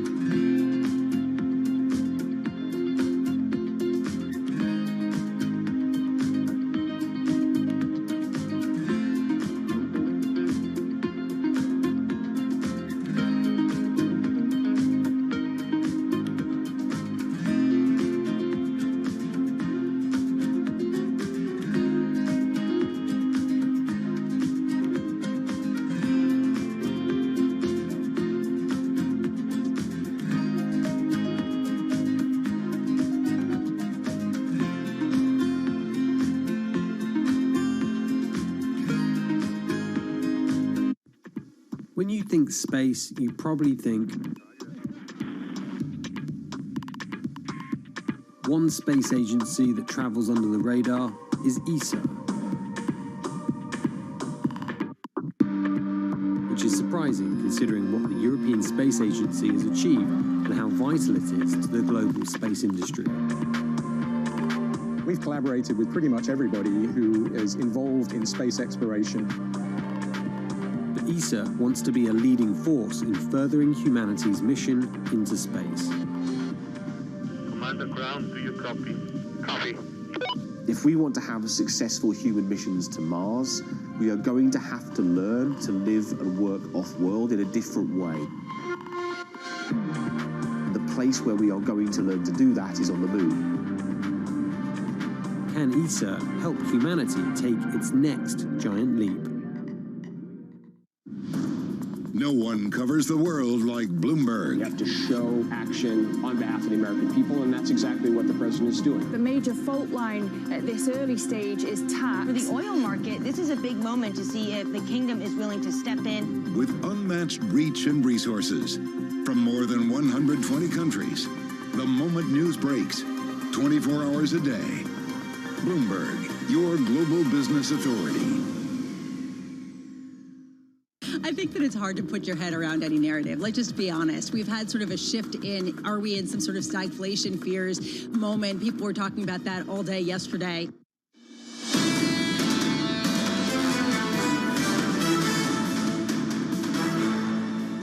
This is Bloomberg Surveillance Early Edition. I'm Kaylee Lyons with Matt Miller in New York and Anna Edwards in London. And also joining us now, Tom Keene, co-anchor of Bloomberg Surveillance, who is gearing up for the next 3 hours of programming. Tom, it's a day where we're focused a lot on individual companies. We've got Walmart here in the U.S. and abroad in Europe, UBS, which I think captures your attention for your single best chart today. Well, there's a lot to talk about. Without question, the single best chart, which you're going to do in a minute, is natural gas in Europe. It is jaw-dropping, and it moves euro weaker right now. There's actually some real tension to the tape this morning. In the individual stock area, what absolutely fascinates me is the managed message out of so many companies, both on the left side and the right side of the Atlantic, UBS and that Manus Craney conversation, managing the message forward. Well, the message is from 2007, EU banks are an absolute train wreck. This is UBS back a good 15, 20 years. I've set it up logarithmic so you see percent change. And it's just basically a red zone, green zone stock that can't grow its way to a higher level. It gets back up to 20 Swiss francs per share, I believe it is, and then it rolls over. This is set in dollars. What do you have in terms of, I know we're waiting for General Motors earnings, and you've got the CFO. What else are you looking at today? Well, we're looking at tech. We're diving into the big tech area, and Walmart's not big tech, but Walmart was sobering on the changed behavior of consumers in America. That's a mystery right now. Just as one idea, Matt, Joe Feldman over at Dana Telsey knocks Walmart down from a 160 price target to 145. It seems like everybody's readjusting to the new inflation-wary consumer. All right, Tom Keene of Bloomberg Surveillance, thank you so much. We'll look forward to your coverage over the next couple of hours. Now, as for what else we're watching, Tom mentioned tech. That is what I will be focused on after the bell. We'll get results from both Microsoft and Alphabet. Of course, Microsoft, as usual, we'll be paying attention to that Azure cloud business. What kind of growth is it seeing? For Alphabet, carrying on the conversation we were just having with Sarah Simon from Berenberg, it's going to be about advertising and how much online ads are slowing down in the face of a deteriorating macroeconomic outlook. And of course, both of these companies in recent weeks have warned about slowing hiring or even laying people off in certain businesses. So I'm sure we'll get some color around that on the earnings calls as well, Matt. Yeah, and of course, we're, as I said, waiting for General Motors. I'm watching this to see how much of a problem it's going to be for the second quarter. General Motors has said they've got a lot of vehicles on lots that they can't ship out because they don't have the chips to complete them. I think 95,000 was what they said in their warning to the street. They did say they'll finish the vehicles by the end of the full year, which is good because they'll be able to hit their full year targets. We'll see if they repeat that today. And obviously, there are a lot of people out there waiting for their Chevy Silverado 1500 ZR2s to be delivered as soon as possible. Please, thank you. A lot of people, Matt. A lot of people, more than one, I'm sure. Let me move to what I'm focused on here in Europe, and that is very much the EU energy ministers meeting. It takes place today, and it's very timely, of course. We see for a second day that European gas futures are rising more than 10%. I can see that Dutch benchmark now up by more than 10% just in today's session, and it was up by 10% yesterday. We heard, of course, overnight from the Russians that they are going to cut back tomorrow on the flow of gas from 40% of the usual levels down to 20%. So that's the movement we're expecting tomorrow. The energy ministers are meeting. It's going to get really complicated to try and bring the EU 27 together on one common path ahead. The Germans want targets on cuts. The Greeks want compensation for cuts. It's going to get messy. We'll watch that political story out of Brussels. This is Bloomberg.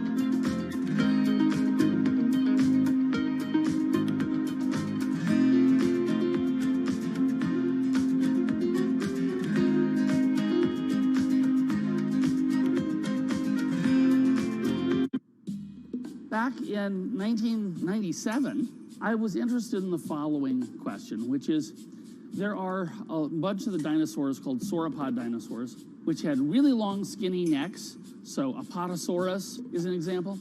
They also had really long, skinny tails. So I made a computer model that showed that, in fact, the tail of these sauropod dinosaurs could actually act like a whip, a bullwhip. Now, the way a bullwhip makes that cracking noise is because the tip of the whip actually goes about twice the speed of sound. Okay. And that crack is a sonic boom. Yeah. I think the way they got a date was to impress the females by making loud booms.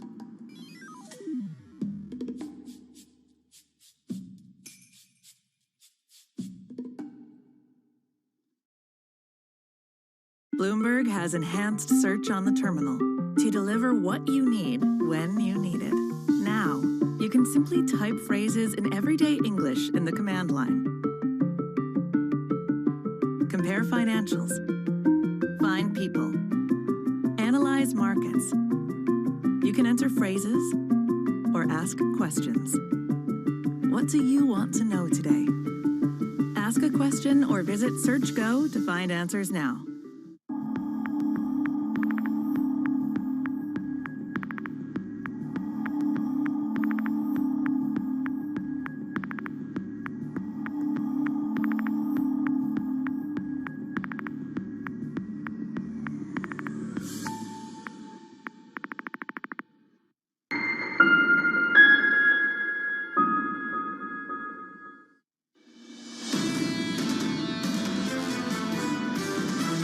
The market is waiting to see clear signs of a recession. You can argue about whether or not it's a recession technically or whether or not it's a slowdown, but it's definitely a loss of momentum. We're just still concerned for those confluence of risks. The Fed needs to have a policy stance, a trajectory on inflation, and dynamics on growth that gives them comfort. The financial markets are not going to be surprised by 75 basis points. This is Bloomberg Surveillance with Tom Keene, Jonathan Farrow, and Lisa Abramowitz. Live from New York City for our audience worldwide. Good morning, good morning. This is Bloomberg Surveillance on TV and radio. Alongside Tom Keene and Lisa Abramowitz, I'm Jonathan Farrow. Futures negative 0.2%. TK Walmart reaches for the scissors once again. Yeah, Walmart, without question, is sort of front and center, but it is an amazingly convoluted morning, John. There's all sorts of stuff going on. We'll get to Lufthansa in Europe in a moment with nat gas coming out. But what you see with Walmart is not so much econobabble, but actual consumer action. The consumer's saying, I got to buy this, not that. The product mix is shifting, Tom. Yeah. We've got an execution problem in the mix as well on Walmart's behalf. Not just them, but Target too. Well, yeah, it's not just Target. I think it's the whole of retail. And, you know, this is consumption of 70% of GDP, John. GM out, we're going to talk to the CFO. You wonder what the execution mix is at GM as well. This is into a slowdown. Who cares about the recession, babble? The answer is corporations are adapting and adjusting. Well, I tell you this, the stock market's adjusting as well. And Bramo, we talk about these issues again and again and again, and people come on and say they're well priced, and then from Target to Walmart, they prove us again and again and again that those people are wrong because it's not well priced at all. There is a fear of what people are calling a technical recession becoming a real recession, and that's going to become a theme, trying to parse out the distinction in this nebulous world where we are seeing a deterioration. How much do we see Walmart representing what we're going to see in other retailers? Certainly, stocks seem to be reflecting a broader-based fear of pain, but how much do we get confirmation of that today with Alphabet, with Microsoft, the advertising-led revenue coming down as people see that consumers just have a weaker balance sheet than perhaps others had expected? I wonder if their conservative stance on hiring over at those tech firms, Lisa, is manifested in their guidance. Do we start to see them get a little bit more conservative on guidance if they're conservative on their own hiring? You would think that they would have to be. Otherwise, how do they justify it, right? I mean, if you don't have some sort of justification for why you're paring back your expansion plans, then wouldn't you be punished as a stock investor? Wouldn't you punish that company for not taking advantage of weakness in competitors, right? I mean, unless they see a situation that is materially weaker, why not take advantage of hiring as others perhaps pare back? GM can see the future, Tom. They expect to meet year-end earnings Well, guidance. maybe. Okay. That's what they say. They're going to get out to year end and they're going to be okay. But right now, they're not okay. I don't know what the stock's doing here. Help me, Brad, if you can, with what GM's doing here with a banner on radio. I'll give it to you in a moment. But the answer, John, is adjusted. They're missing estimates, down 1.5 right now. The outlook for the second half is strong, according to the GM CEO, Mary Barra. I'll tell you what the stock's doing, Tom, in the pre-market on General Motors. We're down about 1.5%. I'll tell you what's happening in the EU as well. Over in the European Union, we've got this big conversation about reducing gas consumption. EU countries agree to reduce gas use for next winter. Lisa, what do you make of these headlines as they cross? Basically, you're going to look for all the carve-outs now as Greece and as Italy and some of the other nations push back and say this is going to really hurt our economies. They have a problem. They are realizing they have a problem, especially as Gazprom actually reduced yet again to 20% the flow of gas through Nord Stream 1 and that were there as soon as tomorrow. So how much can they get ahead of this versus deal with the political fraying of nations that really can't tolerate reducing their gas input by 15%? Quick final word on this, Tom. Gas prices in Europe higher again. They're going to save gas in Frankfurt. Lufthansa has a strike, and I would say it dovetails all in off the war in Ukraine and off economic slowdown. You've got basically Frankfurt shut down. John, I'm glad we got out of there after that ECB meeting. That really saved us there. But you've got markets moving. I'm going to look at the markets, John, as the thing to give me the most information. Euro weaker, Euro Swissy goes down to new strong Swiss. We're almost out to new recent record Swiss strength as well. And you see it in natural gas. I don't know, Qantas, if you've got the natural gas chart. This is Dutch natural gas, John, and all you need to know is we're back to February 24th. It's as simple as that. We've spiked up again in EU nat gas. It's a weaker euro story, Tom. Are you just having an ongoing conversation with our producer? Yeah, I am. I mean, he's saving me here. I just want to bring up this headline from General Motors, the CEO. Limited hiring to critical needs. Going to hear a lot of that potentially this quarter. Yeah, and limiting hiring to critical needs. Pinterest. Looking forward to the tech earnings a little bit later. Tom's excited for Pinterest. Going into the weekend, futures negative 0.2% on the S&P. On the Nasdaq 100, we're down 0.2% also.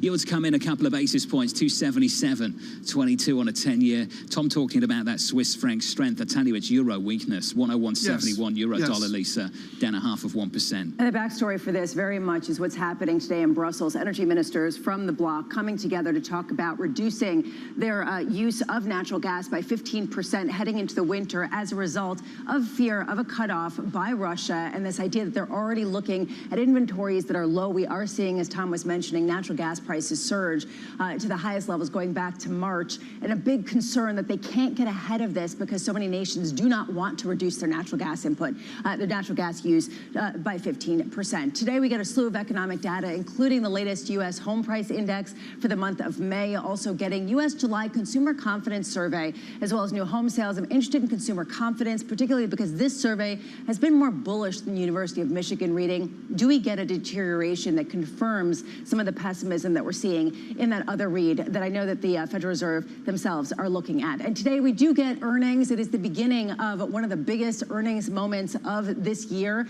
Microsoft and Alphabet both reporting after the bell. Key to look at the cloud, but more importantly, advertising. How much are companies starting to pull back on their advertising, considering that consumers are being more discretionary? And to sort of build that out, we do get LVMH, Coca-Cola, McDonald's, and Chipotle also in terms of the consumer brands. How much they confirm what we saw in Walmart, John. Ramo, thank you. All about earnings. Walmart down by 8.61% as they cut their profit outlook once again. Joining us now is John Stolfus, Chief Investment Strategist at Oppenheimer Asset Management. John, you've been more constructive than most, unapologetically bullish at times. What do you make of those Walmart numbers, John? Do they have an execution problem, or do we have a broader problem with the consumer?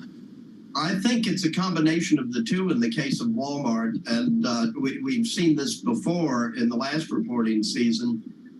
It just happens to be they ordered too much of the wrong thing, and I think that was probably on expectations that they weren't going to get enough of what they were importing, so they over-ordered on some things. And that we've seen that across a number of companies in retail. John, I want to talk about the optimism you have in sector selection. How critical is sector selection into 2023? We think it's important, Tom, in the sense that we have to be forward-looking. You know, it's like John McLaughlin's second album, or maybe it was his first album, My Goal is Beyond. And the thought is, when do you want to be buying stocks? It's usually when they're low, right? And no one else wants them. So we like consumer discretionary, we like technology, we like industrials, and we like financials. And in the market perform kind of area, we continue to say materials and energy likely have further to move to the upside near term. John, what's going to trigger that? What's going to trigger the S&P to get to 4,800, as your prediction says, by the end of this year, considering the concerns about recession and the fact that the Fed is not going to retrace anytime soon? Maybe next year, as the market's pricing in, but nobody is pricing in a retracement this year. Well, I think the big thing is we've got to realize that when there is trouble on the horizon or trouble in the moment, generally speaking, there's a preponderance of negative projection moving forward, and that's where you usually have the opportunity. We remember 2009, we had, when in talking with the press, had said when I was with another firm at that time that we thought there was an opportunity for a rally in March. At the end of March, at the end of the first quarter in 2009, everybody was very bearish, and they stayed very bearish through most of that year, always expecting a double dip. It's also compounded right now, the negativity, by the fact that whenever the Fed is in either a hike cycle or even if it's accommodating, the general thought is that the Fed will fail. For some reason, that always comes out. Maybe it's just the actionable idea of the day or what have you. But eventually, the Fed, even if it makes mistakes, has proven that it does the job. I don't recall, but I think 39 years ago, I think the S&P 500 was around 150 or so when I got into this business. Last I looked, it was around 3,900. John, just a final question from me. How would you know if you were wrong? What would tell you? Oh, I think, you know, if the Fed would push us into a significantly dark recession, which I don't think it plans to do. We've got a chairman who is known to be able to pivot, both in terms of stopping raising rates as well as getting on the ball when they were behind the curve. I think that if they failed to show sensitivity to the economic reaction to their actions, I think that would be a problem. But this is the Bernanke legacy Fed that remains highly sensitive to the effects of its actions. The other thing is, you know, the uncertainty, of course, from the incursion of Russia into Ukraine, China with the zero tolerance COVID policy. Those are risks to the economy that are very hard to judge and certainly out of control of the Fed. But overall, balance sheets for corporations remain good. People are experienced with adversity. Since 2009, we've been living in a particularly tough period for the last 14 years or so. And so we'd have to say both the Fed and corporate and even the consumer. The consumer has put on the brakes. It read in the Michigan and in the Conference Board numbers right now for several months. And you've got the fact that they're actually showing up at the stores where they're telling the stores, you know, that we will tolerate just so much pass through on increased prices. And that with technology, the ability for input costs to come down because of people doing comparison shopping, there could be not anything as bad as some people are predicting. And so we think that 4,800, based on the market's performance in things like years 1994, which people were just so dismal about when it was happening, and then the market was only down 1.57% for that year, and 2009. I mean, John, I have to admit, I wasn't expecting an answer this long to how you'd know if you were wrong. Sorry about that, John. That's all. They're just screaming in my ear, John. The devil's in the details, man. I know, buddy, I know, and I wish I could give you more time, but I'm told I can't. John Stolfus of Oppenheimer. John, good to catch up. Futures down 0.2 on the S&P from New York City. This is Bloomberg.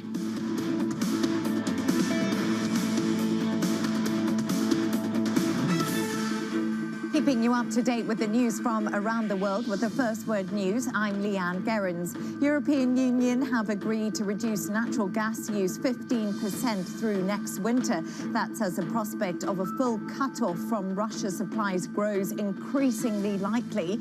Energy ministers meeting in Brussels gave the green light to a proposal to voluntarily cut their gas usage over the next months. Now, the British economy was the focus in the first head-to-head debate between Liz Truss and Rishi Sunak.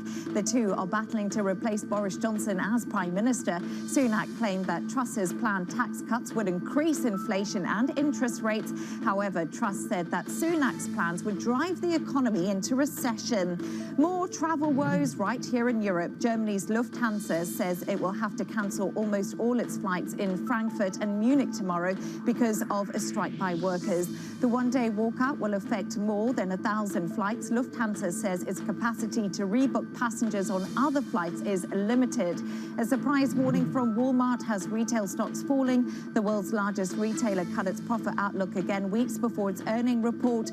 Walmart says profit will fall as much as 13% in the current fiscal year. American shoppers are turning away from big-ticket items and are buying less profitable groceries. Global news 24 hours a day on air and on Bloomberg Quick Take. This is Bloomberg.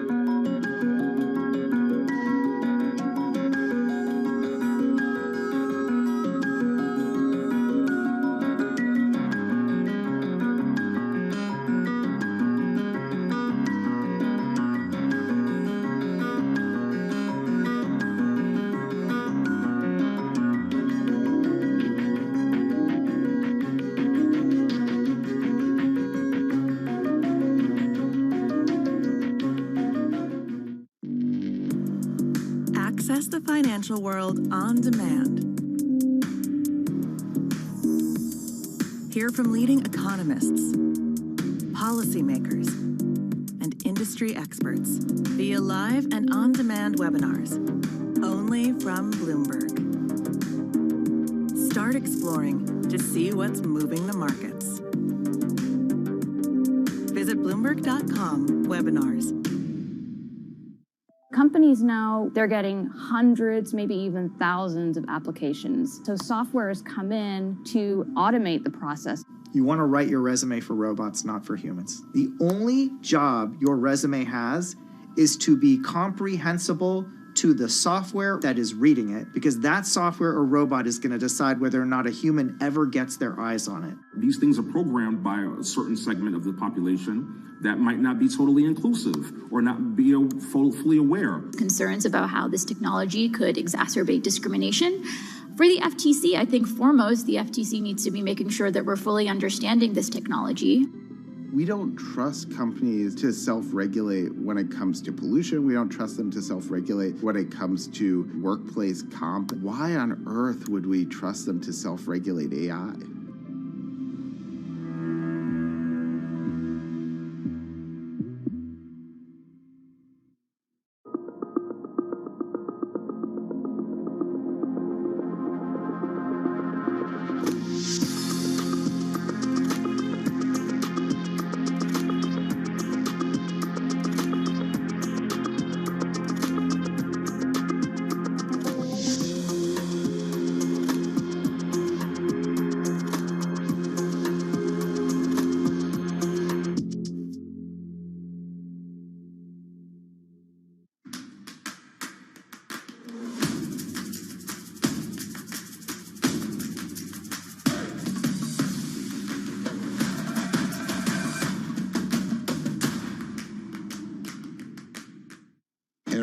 Fed's looking for another rate hike this Wednesday. Central banker is basically going to take a sledgehammer to inflation. But will the Fed be able to steer clear of a recession? We've got inflation, we've got a bit of a weakening labor market, and we have concerns about recession. Trust Bloomberg for the fastest coverage and exclusive analysis. This year's people that are calling for inflation peaked are last year's people that called inflation transitory. Bloomberg Surveillance. The Fed decides. Wednesday on Bloomberg, your global business authority.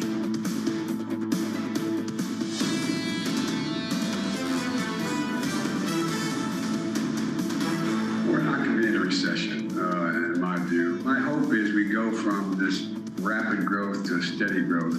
And so we'll see some coming down.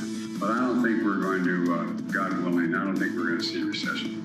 President Biden on the latest big debate. Is it a recession? Is it not a recession? We'll get to that big debate in a moment. Futures down 1/3% on the S&P 500. On the NASDAQ 100, we're down 1/3% also.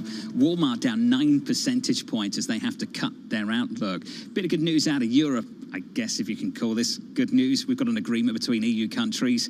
It's on some bad stuff, though. They've got to cut back on gas use by 15% through next winter. As you see gas prices, Tom, going one direction over on the continent. Euro dollar right now, negative 0.8%, 101.37. Anyways, John, to look at this right now, huge deal. Swiss franc breaches through euro. Weak euro, as you said, John. Strong Swiss franc, 0.979. Not to get into the digital soup, John, but there's some real tension in Europe right now. Are they going to cut back on gas use potentially, Tom, through the winter? Where does it leave the ECB into September? I think it goes further than gas use, John. There's a war in Ukraine. There's the gas use and the argument of Germany and Russia, and it folds right over to GDP and recession as well. I'd watch Brent crude at 107 here. Really hasn't moved like nat gas, but you know, I'll tell you, it's something. There's no other way to put it. Let's move on right now. We got such a busy day ahead with earnings. We're looking at GM, looking at Walmart. Right now, let's look across America at the silliness of the recession debate. Joe Matthew is our expert on defining recession. Merriam-Webster says there's 8 definitions. We don't have time for all 8.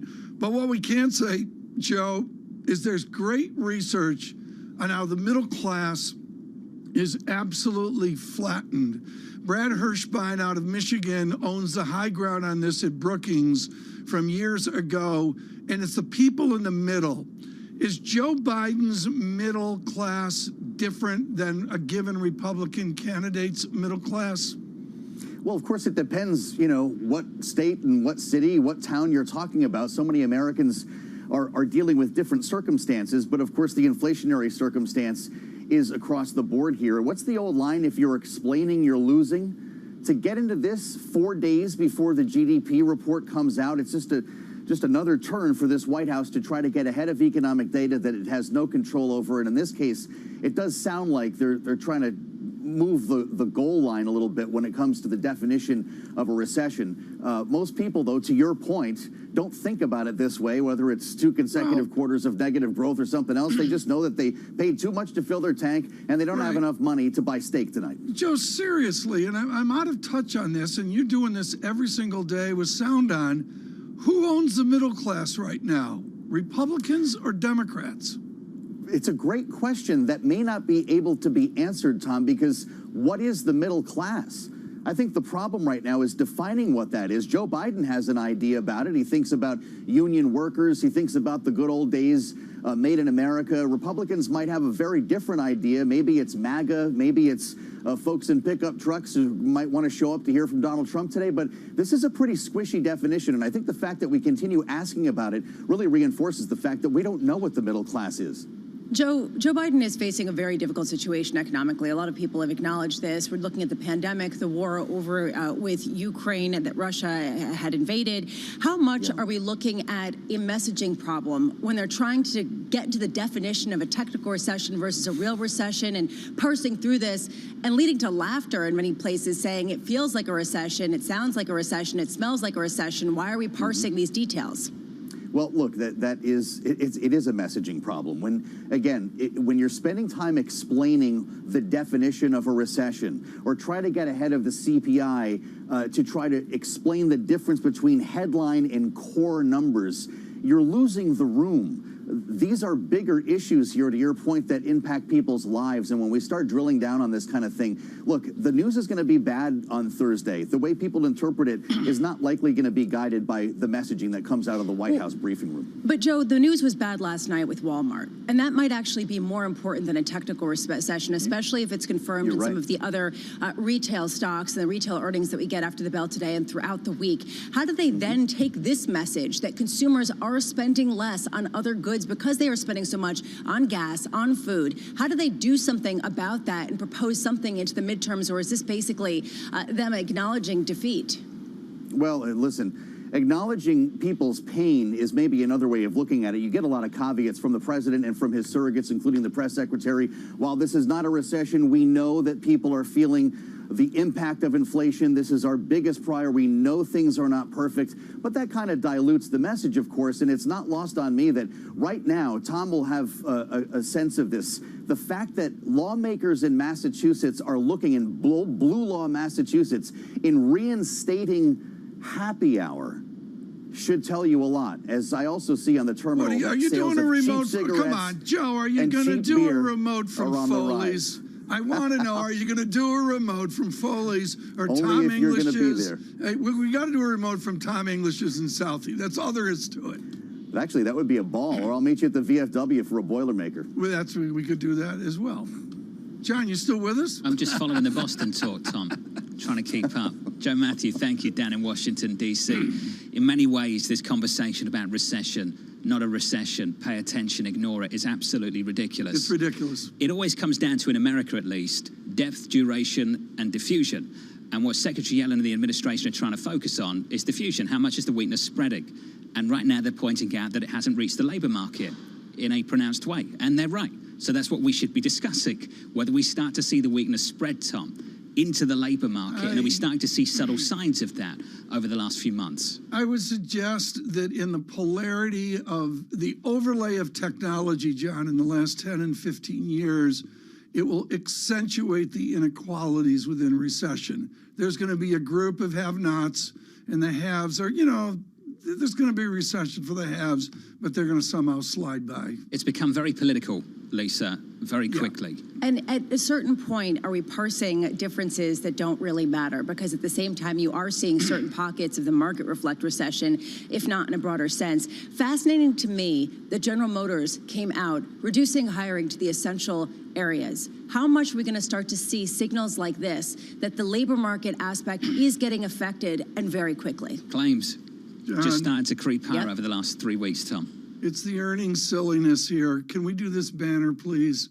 Generous Electric, free cash flow, quote, pushed into the future. Pushed into the future. That's original. I thought we'd stopped covering GE now, Tom, since it broke up.